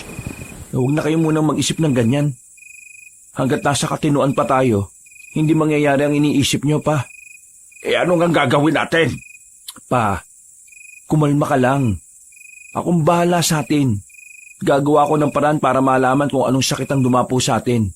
Kaya relax ka lang, okay? Sige na, maupo na muna kayo. Hindi tayo magiging aswang. Hindi. Hindi ko hayaang mangyari yun. Huminga ako ng malalim. Napatingin na lang ako sa pawis na pawis kong palad. Makailang beses ko rin pinunasan ang bibig ko dahil sa hindi ko mapigilang laway. Lumabas ako ng bahay. Magpapahangin na lang sana ako at magbabaka sakaling magiging maayos ang pakiramdam ko. Pero nakita ko na naman ang buhay na manok sa kabilang bakuran. Tumingin-tingin ako sa paligid. Nang mapansin kong wala namang nakatingin sa akin, dinakma ko na yung manok. Sa isip-isip ko noon, gustong-gusto ko na lang lapain yon. Pero buti na lang ay nahimasmasan ako. Agad kong binitiwan ng manok. Nagmamadali akong umalis doon. Kahit ako, ay hindi rin makapaniwala na muntikan ko nang kainin ng buhay ang manok na yon. Bumalik ako sa bahay. Medyo naging maayos na rin ang pakiramdam ni Papa. Tumigil na ang paglalaway niya at ang pagpapawis. Ilang oras lang din, naging normal na rin ang pakiramdam ko. Nakahinga na kami ng maluwag ng tatay ko. Kinabukasan, walang nangyaring kakaiba sa amin. Naging maayos ang takbo ng utak namin. Para kaming nakabalik sa pagiging normal. Pero hindi kami komportable. Kung minsan kasi, lumalakas ang pandinig naming dalawa. At parabang tamang hinala kami sa mga naririnig naming tunog sa paligid. Habang tumatagal, mas lalo kong napapansin na hindi na talaga maganda ang nangyayari sa amin. Anak, kumusta ka? Ayos naman. Umalis na tayo. Sigurado po ba kayo? Oo, gusto ko nang umalis rito. Dahil kapag nagtagal pa tayo rito at umatake na naman yung sakit natin, baka pagdudahan na nila tayo kapag nakita nila tayo na nasa ganong kalagayan. Sige po, mamayang gabi, aalis tayo. Ihanda ko na yung mga dadalhin natin. Mabilis na lumipas ang oras. Sumapit na naman ang kinagabihan. Dakong 8:00, naipasok na namin sa malaking tela ang mga gamit namin. Pero nang nasa bakura na kami, bigla na lang kaming nakaramdam na matinding gutom. Masakit sa tiyan. Nanlalambot ang tuhod namin. Pareho kaming napaupo ni Papa sa lapag. Andres, anong nangyayari sa atin? Pa, gusto kong kumain. Nagugutom na ako. Karneng hilaw. Karneng hilaw. Hindi dapat ganito, Pa. Labanan mo ito, Papa. Labanan natin to. Noong mga sandaling yung kabanong, ginawa namin ni Papa ang lahat na makakaya namin para manatiling nasa katinuan. Sinubukan kong gumapang patungo sa pwesto ni Papa, pero hinang-hina ako. Tuwing itutukod ko ang tuhod ko, bumabagsak lang ako ulit. Magkahalong uhaw at guto ang nararamdaman namin. Karning hilaw at sariwang dugo naman ang tumatakbo sa aming utak. Maya-maya pa, dumating si Monching. Kasama nila si Inang Sabel at si Kalia. Inang Sabel, wag niyo kami parusahan. Hindi kami aswang. Agno, bakit ko naman kayo parurusahan? Wala naman kayong ginagawang masama. Sa katunayan dapat pa kaming maging masaya. Ha? Anong ibig mo sabihin? Hindi ka galit? Hindi. Walang dahilan para magalit. Masaya ako na unti-unti na rin kayong magiging kagaya namin. Anong ibig niyo sabihin? Monching, ano ba nangyayari sa amin? Ang mga nararamdaman at nararanasan niyo ay mga sintomas ng pagiging aswang. Ha? Anong sinabi mo? Aswang kayong mag-ama. Kabilang kayo sa amin. Sinasabi mo bang ang lahat ng narito ay mga aswang? Tama ang iniisip mo, Agno. Ang mga narito ay aswang. At ang dahilan kaya nanatili kayong ligtas sa lugar na ito ay dahil aswang din kayo. Paano nangyari yun? Wala naman kaming dugong aswang Kabilang kayo sa amin. At dahil kayo ay kadugunan namin, mananatili kayo rito habang buhay. Kikilalanin yung pamilya at lahi ang mga taga rito. Hindi namin gagawin yan. Meron kaming sariling buhay na malayo sa ganitong sistema. Hayaan nyo na kami. Hayaan? Sa tingin mo ba kapag bumalik kayo sa inyo magiging normal pa ang lahat?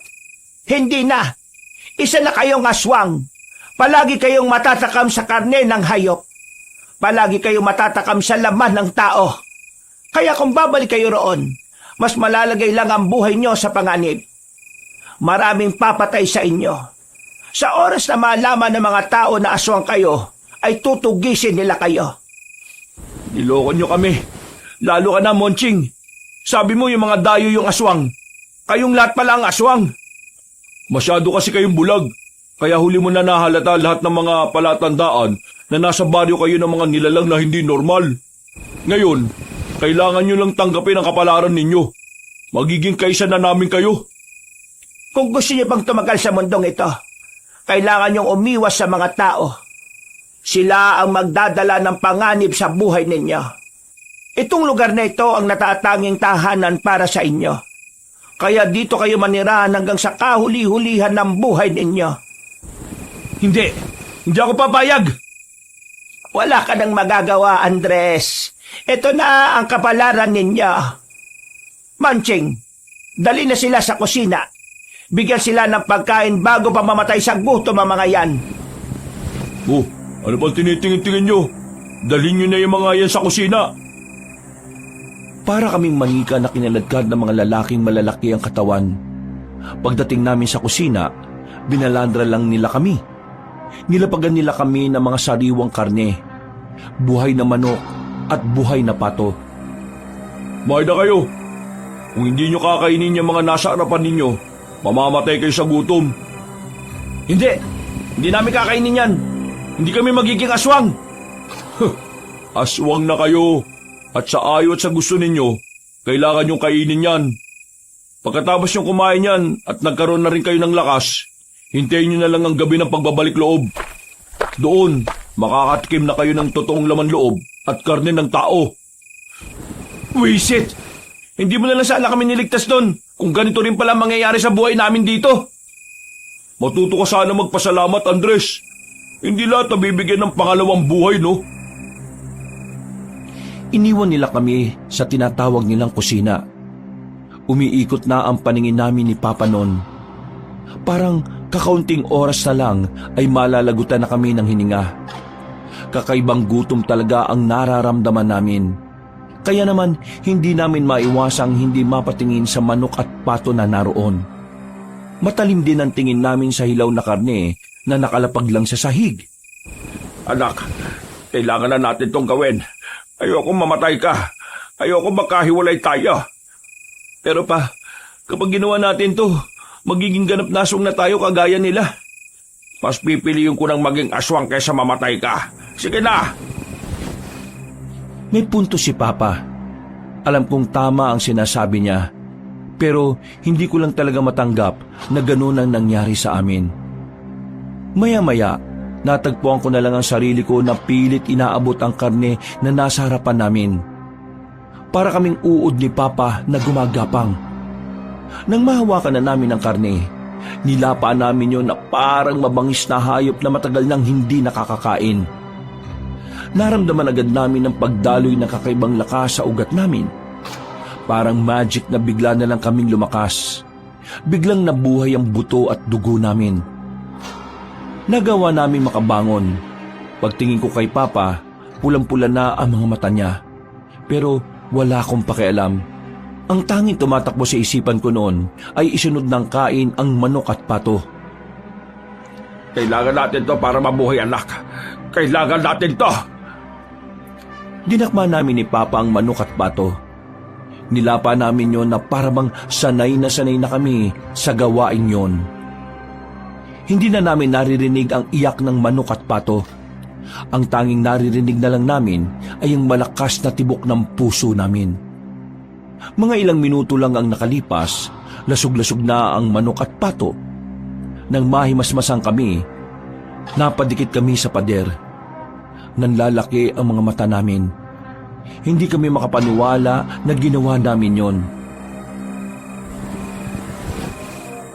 Andres, anak, ano nangyari? Bakit parang ang lakas-lakas ko? Pa, kinain natin ng buhay yung manok at pato. Ano? Kinain natin ang buhay? Tayo ang pumatay dyan? Pa, wala na tayong magagawa. Aswang na tayo. Nararamdaman ko ang kakaibang dugo na dumadaloy sa ugat ko. Hindi na tayo tao pa. Hindi na tayo normal. Pa, anong gagawin natin? Umalma ka. Hindi pa katapusan ng mundo, Andres. Makinig ka sa akin. Pero makinig ka sa akin. Gagamitin natin tong pagiging aswang natin para makalis dito. Gagamitin natin ang pagiging aswang natin? Paano? Nararamdaman mo ba? Ibang lakas na meron tayo. May kakayahan tayo makalis sa lugar na ito. Siguradong mabilis ang kilos natin nito. Kailan tayo tatakas? Kapag abala na ang lahat. Sa gabi ng pagbabalik loob nila. Pero saan tayo pupunta? Makakabalik ba tayo sa dati? Walang kasiguraduhan. Pero sa ngayon, isipin na muna natin kung paano tayo makakalis sa impyernong ito. Gusto niya pong umalis dito? Napalingon kami ni Papa sa pintuan nang marinig ang tinig ng batang si Daniel. Hindi namin itinuloy ang usapan namin. Wala na rin kasi kaming tiwala sa batang yon. Hindi gaya ng ibang aswang dito. Mahina pa po kayo. Wala pa kayong kakaya makatakas pa rito. Hindi pa kayo mabilis. Hindi pa rin kayo malakas. Lahat po ng mga bagong sibol na aswang ilang buwan pa ang kailangang hintayin bago nila taglayin yung kakaibang lakas at bilis ng isang aswang. Bakit mo to sinasabi sa amin? Dahil mamamatay po kayo kapag sinubukan yung tumakas, kahit bago pa lang kayo bilang aswang, mas mabilis po ang hahabol sa inyo. Wala kaming pakialam. Huwag mo kami kausapin, bata. Wala kaming tiwala sa'yo. Kagaya ka rin nila. Manluloko. Aswang. Aswang na rin po kayo. Pareho lang po tayo. At kagaya naming lahat, kailangan nyo rin pong matutong manloko para makalis dito. Isa po sa natural na ugali ng mga aswang ang panluloko at panlilinlang Kaya alam ko po, matututunan nyo rin po yun sa mga susunod na araw. Manimik ka! Kung wala kang may tutulong, umalis ka na lang dahil baka patulan na kita. 5 araw mula ngayon, gaganapin na po yung pagbabalik loob. Lahat po ng aswang na kabilang sa angkan na ito dadalo. Sa gubat po idadaos. Dumaan po kayo sa ilog. Kapag nalagpasan nyo yung ilog, makakalis na kayo dito. Bakit mo kami tinutulungan? Kasi, kagaya nyo rin po, biktima rin ako. Pero ang pagkakaiba lang po natin, wala na akong pag-asang makaalis. Kayo, meron pa po. Teka, anong sinasabi mo?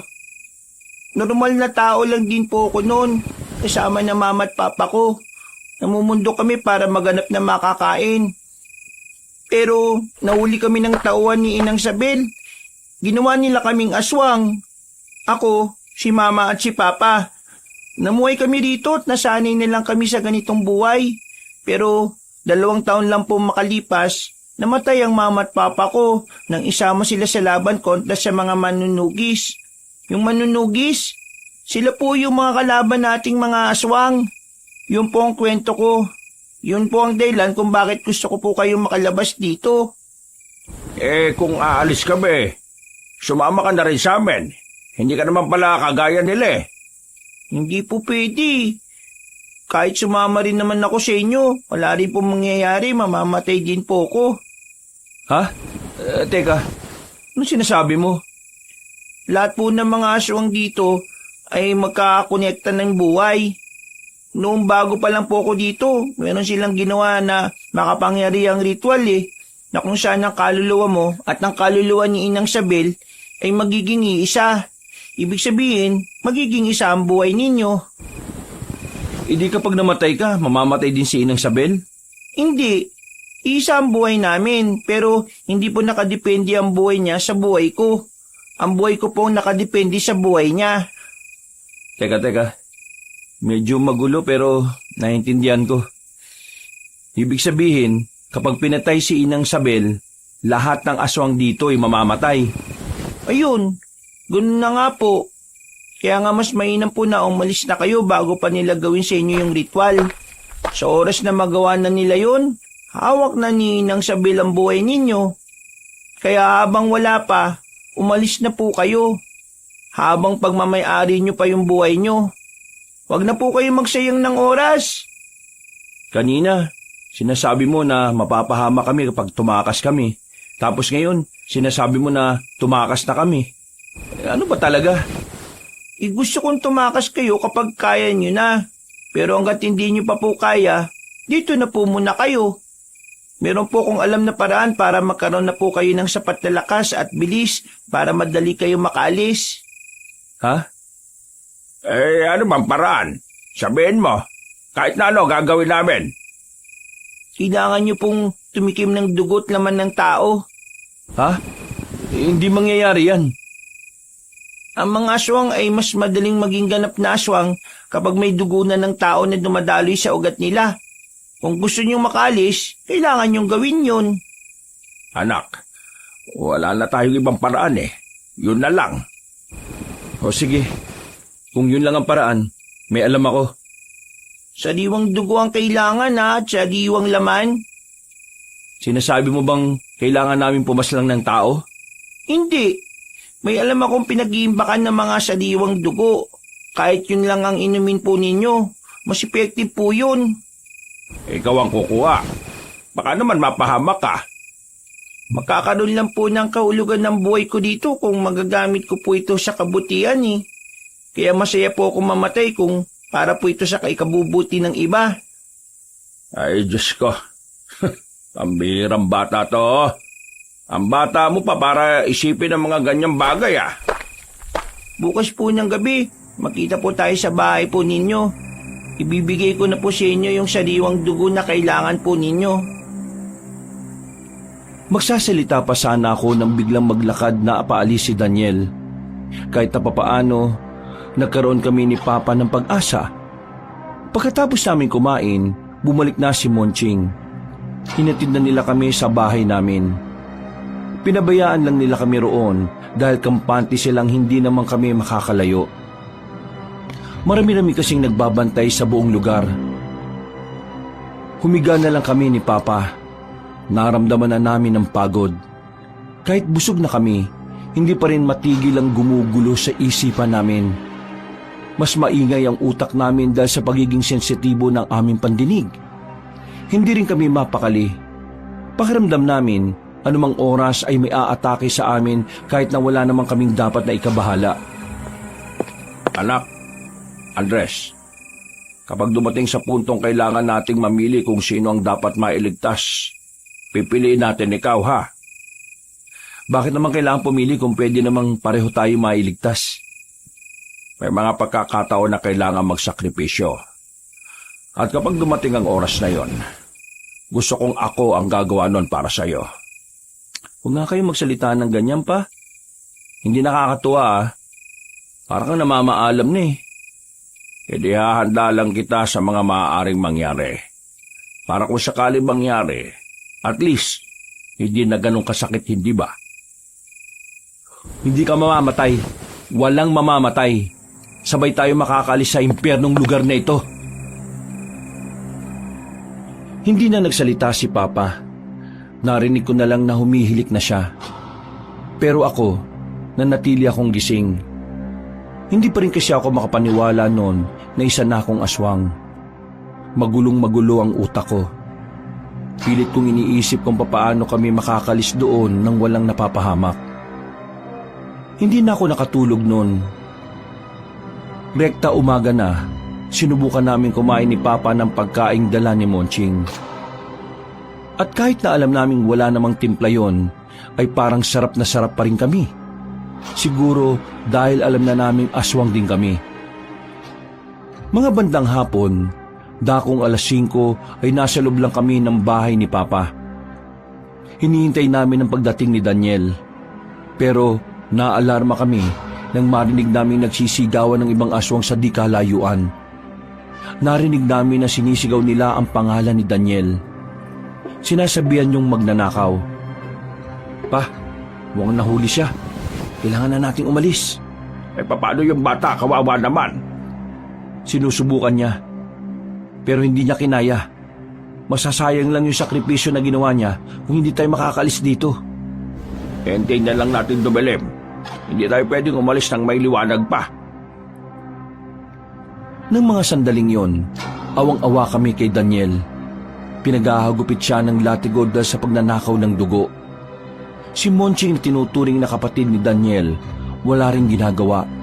Sunod-sunuran lang kasi yon sa utos ni Inang Sabel. Pero wala rin naman kaming magawa ni Papa. Kapag nakialam kami, mapupunta pa sa amin ang atensyon nila. Mabilis na lumipas ang oras. Sumapit na rin ang kinagabihan. Habang abala ang lahat sa paglilitis sa kaawa-awang bata, sinamantala na namin ni Papa ang pagkakataon. Pero habang tumatakas kami, nakasalubong namin ang mga manunugi sa kagubatan. Hindi ko alam kung papaano nila nalaman na aswang kami, pero bigla nila kaming pinalibutan. Aswang! Ang lakas naman ang loob niyong sumugod ng kayong dalawa lang. Sandali lang. Hindi kami masasamang aswang. Biktima lang din po kami. Hindi mo ako malilinlang. Lahat ng aswang ay masasama. Kaya katapusan niyo na ngayon. Sandali lang, Mang Timor. Oh, bakit Tomas? Parang kilala ko yung mga yan eh. Tomas? Ikaw ba yan? Tinutukan kami ni Tomas ng ilaw. Nang makilala niya kami, ay agad siyang lumapit sa amin. Pero dumistansya din siya kaagad nang mapagtanto na aswang na kami. Kilala mo ang dalawang yan, Tomas? Opo, Mang Timor.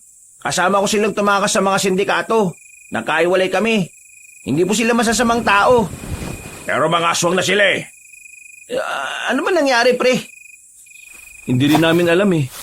Basta, nanakit na lang yung tiyan namin matapos namin kainin yung binigay sa amin ng matandang babae. Pagkagising namin, nasa balyo na kami ng mga aswang. At wala na kami magawa kundi sumunod sa kanila. Mang Timor, kilala ko talaga ang mga yan. Biktima lang din sila.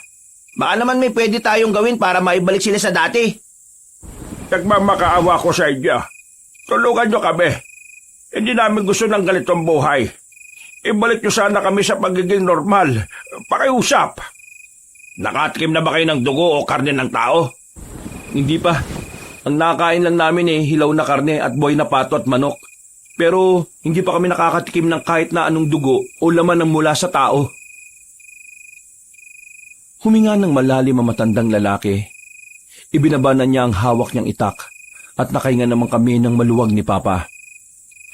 Itatali na muna namin ang mga kamay ninyo para makasiguro kaming wala kayo makakagat sa oras na bigla kayo matakam. Dadali namin kayo sa kampo. Susubukan ko kayong ibalik sa normal. May pag-asa pa ba kaming maging normal na tao ulit? Ilang beses ko lang ginagawa ang pagkontra sa Yanggaw. Hindi ako pumalpak. Pero depende pa rin niya sa katawan ninyo. Mga kasama, talian nyo na mga kamay nila at bumalik na muna tayo sa atin. Tama lang ang desisyon niyong huwag na munang lumusob ngayon. Bakit? Sa baryo ng mga aswang, naghahanda na sila sa pagdating ninyo. Nakakalat sila sa gubat na ilang metrong distansya sa baryo. At meron silang nilagay ng mga patibong sa loob ng lugar nila. Kaya hindi nyo sila basta-basta mapapasok kahit na mas marami kayo. Tumango na lang ang matandang lalaki sa amin. Hindi na kami nagtagal doon at tinalian na rin nila kami. Naglakad kami ng halos 2 oras. Narating namin ng isang baryo na malalakas ang ilaw sa bawat kabahayan. Solar panel kasi ang ginagamit nila roon. Mas, wala tayo magagawa. Kailangan mo muna silang igapos hanggat hindi ko pa naihahanda ang mga gamit ko. Maya-maya babalik ako. Ikaw na munang bahala sa kanila, total. Kilala mo naman ang mga yan. Sige po, ako na pong bahala sa kanila, Mang Timor. Tomas, paano ka napunta sa ganito? Buti ka pa, sa ganito ka napunta. Pero kami sa impyerno eh. Pasensya na kung nag-iwalay tayo. Hindi ko rin gusto sa ganyan kayo mapunta. Nung tumakas ako, sila nagligtas sa akin. Akala pa nga nila aswang ako eh. Pero nang mapatunayan na hindi naman, tinuruan nila ako kung paano pumatay ng aswang. Isa sa mga dahilan kung bakit ako sumama sa kanila kasi nagbabakasakali akong makita ko kayo sa kagubatan. Ang mahalaga ligtas ka. At nagkita-kita tayo ulit. Tomas, mapapagaling ba talaga kami na matandang yon? Oo, matinik na albularyo si Mang Timor. Mapapagaling niya kayo. Saksi ako nitong mga nakaraan eh. Marami siyang napagaling na kagaya nyo. Mga taong nabiktima ng yanggaw. Yung paraan ng mga aswang para gawing aswang din ang normal na tao. Yanggaw ang tawag doon. Napabuntong hininga na lang din ako. Pero laking pasalamat ko na ligtas si Tomas. Medyo nawala na rin ang pag-aalala namin. Ang nasa isip ko na lang ay kung gaano kasigurado na magiging normal kami ulit ng tatay ko. Makalipas ang ilang minuto, bumalik na rin si Mang Timor. Dala-dala na niya ang lahat ng gamit niya. Sisimulan na sana niya ang operasyon niya sa amin pero nabulabog kami sa loob ng bahay na yon nang marinig namin ang malakas na sigaw ng mga kasama nila. Umatake ang mga aswang. Dito lang kayo. Kailangan ko unahin ang mga kasamaan ko. Tomas, ikaw nang bahala sa kanila ha. Naiwang kaming 3 sa loob ng bahay na yon. Si Tomas naman ay hinanda na ang hawak-hawak niyang itak. Kahit na aswang na rin naman kami, hindi pa rin namin maiwasan ni Papa na kabahan. Wala naman din kasi kaming alam kung papaano haharapin ang mga aswang. Maya-maya pa, narinig na lang naming nakakagulo na sa labas.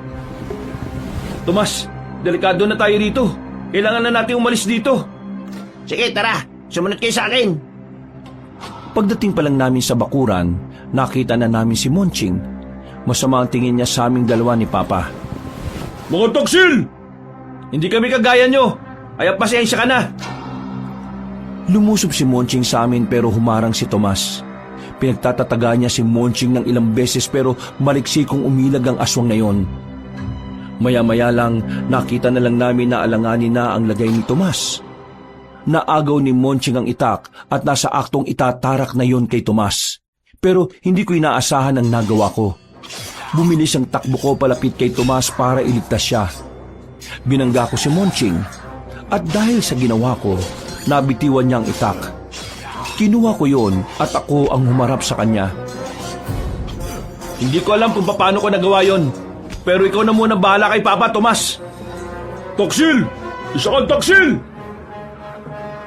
Biglang tumakbo ulit si Monching palapit sa amin. Pero nakakuha ko ng tamang pagkakataon. Nang makita kong naging kampante siya, ay agad ko siyang tinaga sa leeg. Sirit ang dugo niya at agad na bumagsak. Napasandal siya sa bakod. Nakatingin siya sa akin habang pinipigilan ang pagsirit ng dugo niya. Sorry, Monching, pero ikaw kasi, sorry talaga. Umalis na kami roon. Umiwas kami sa mga nagkakagulo at dumaan kami sa madilim na mga iskinita. Noong mga sandaling yon, nararamdaman na namin na nagiging tagilid na ang puwersa ng mga manunugis. Kinakabahan ako noon, kabanong. Naisip ko kasi bigla na kapag namatay si Mang Timor, malabo na talaga kami makabalik sa dati. Kaya naman, kahit na alam kong delikado, mas pinili kong hanapin si Mang Timor para tulungan mapatay si Inang Sabel. Natagpuan namin si Mang Timor na kinakalaban na ang mga matatandang aswang. Hinahanap ko si Kalia, ang babaeng nakausap ko noon sa tulay. Nakita ko na lang siya na nakabulagta na sa gilid. Napatay na pala siya ni Mang Timor. Magsama-sama kayo sa impyerno! Isama nyo na ang 2 taksil na yan! Ikaw umauna sa impyerno. Masama ka nila lang. Pati batang si Daniel pinahirapan mo. Umalis na kayo rito. Unahin yung ibang aswang. Ako na ang bahala sa matandang ito. Mang Timor, kailangan natin siyang pagtulungan. Kapag napatay natin siya, mamamatay na rin ang mga kasama niya. Ang buhay ng mga kasama niya ay nakadepende lang din sa kanya. Tama sinabi ng anak ko. Kaya kailangan lang natin paslangin ay ang matandang yan. Sumang-ayon sa amin si Mang Timor, kaya hindi na kami nagsayang ng oras at sabay-sabay naming inatake si Inang Sabel.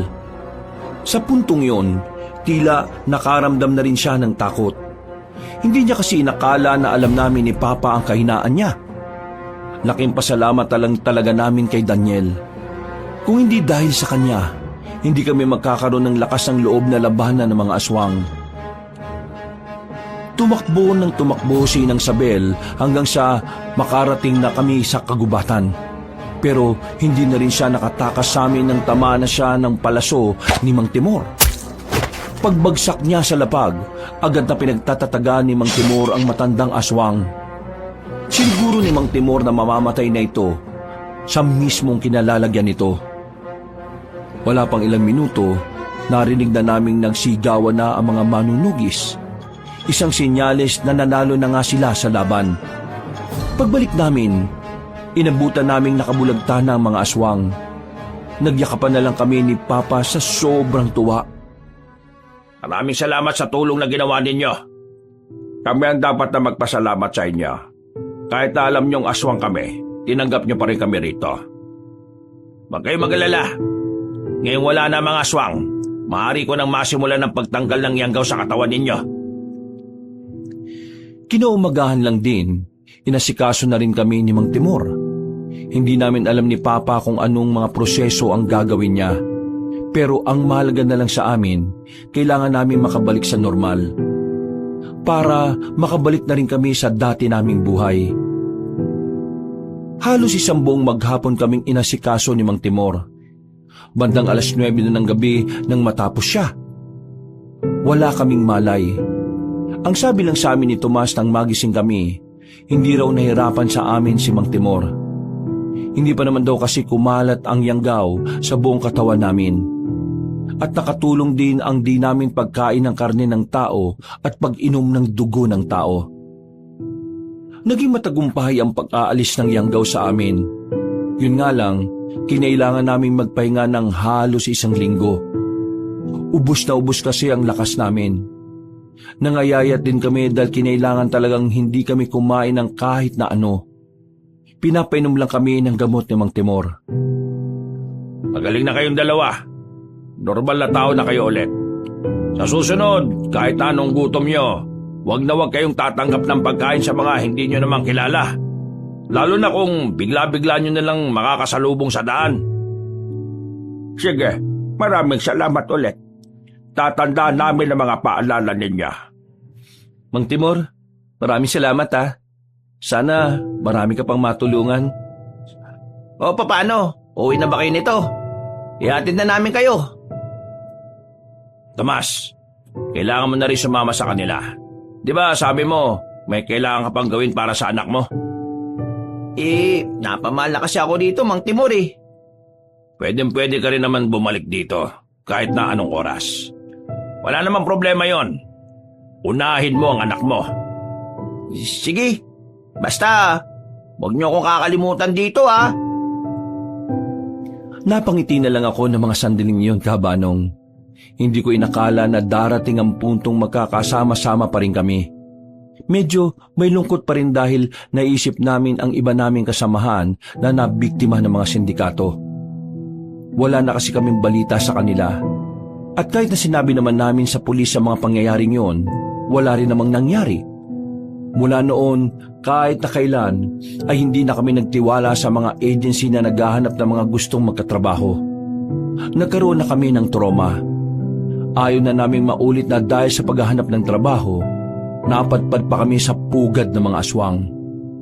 Nagtrabaho na lang kami sa isang sakahan na malapit lang din naman sa tirahan namin. Namuhay na lang kami ng simple. Hindi na rin namin tinubos ang lupa na naiwan namin sa tiyahin ko. Hinayaan na lang namin yun sa kanya. Palagi kasi namin ni Papa, kailangan na namin yung iwan sa nakaraan para makausad na rin kami sa hinaharap. Kabanong, ang dami kong natutunan sa kababalaghang nangyari sa buhay namin. Mga aral na hinding-hindi ko magagawang kalimutan kahit na kailan. Mga aral na maaring dalhin sa kahit na anumang hamon ng aking buhay. Sa ngayon, simple na ang pamumuhay namin ni Papa. Mahirap pero kinakaya namin na magkasama. Ang mahalaga naman sa amin, makasama naming haharapin ang bawat hamon ng buhay. Hanggang dito na lang po, Kabanong. Maraming salamat po sa inyong lahat at pinagpalang araw muli. Mga kabangers, mga kayanggaw, nako, salamat po sa pakikinig sa ating kwento ngayong araw na ito. Pero kung nabitin kayo, eto pong good news. Meron pa po tayong isang channel ang Pamela Clamil Channel. Hanapin niyo po ito dito sa YouTube at sana po ay mag-subscribe rin kayo. At syempre, huwag niyo kalimutan pong mag-comment at mag-like. Alright? Kaya hanggang sa susunod na kwento, wakas!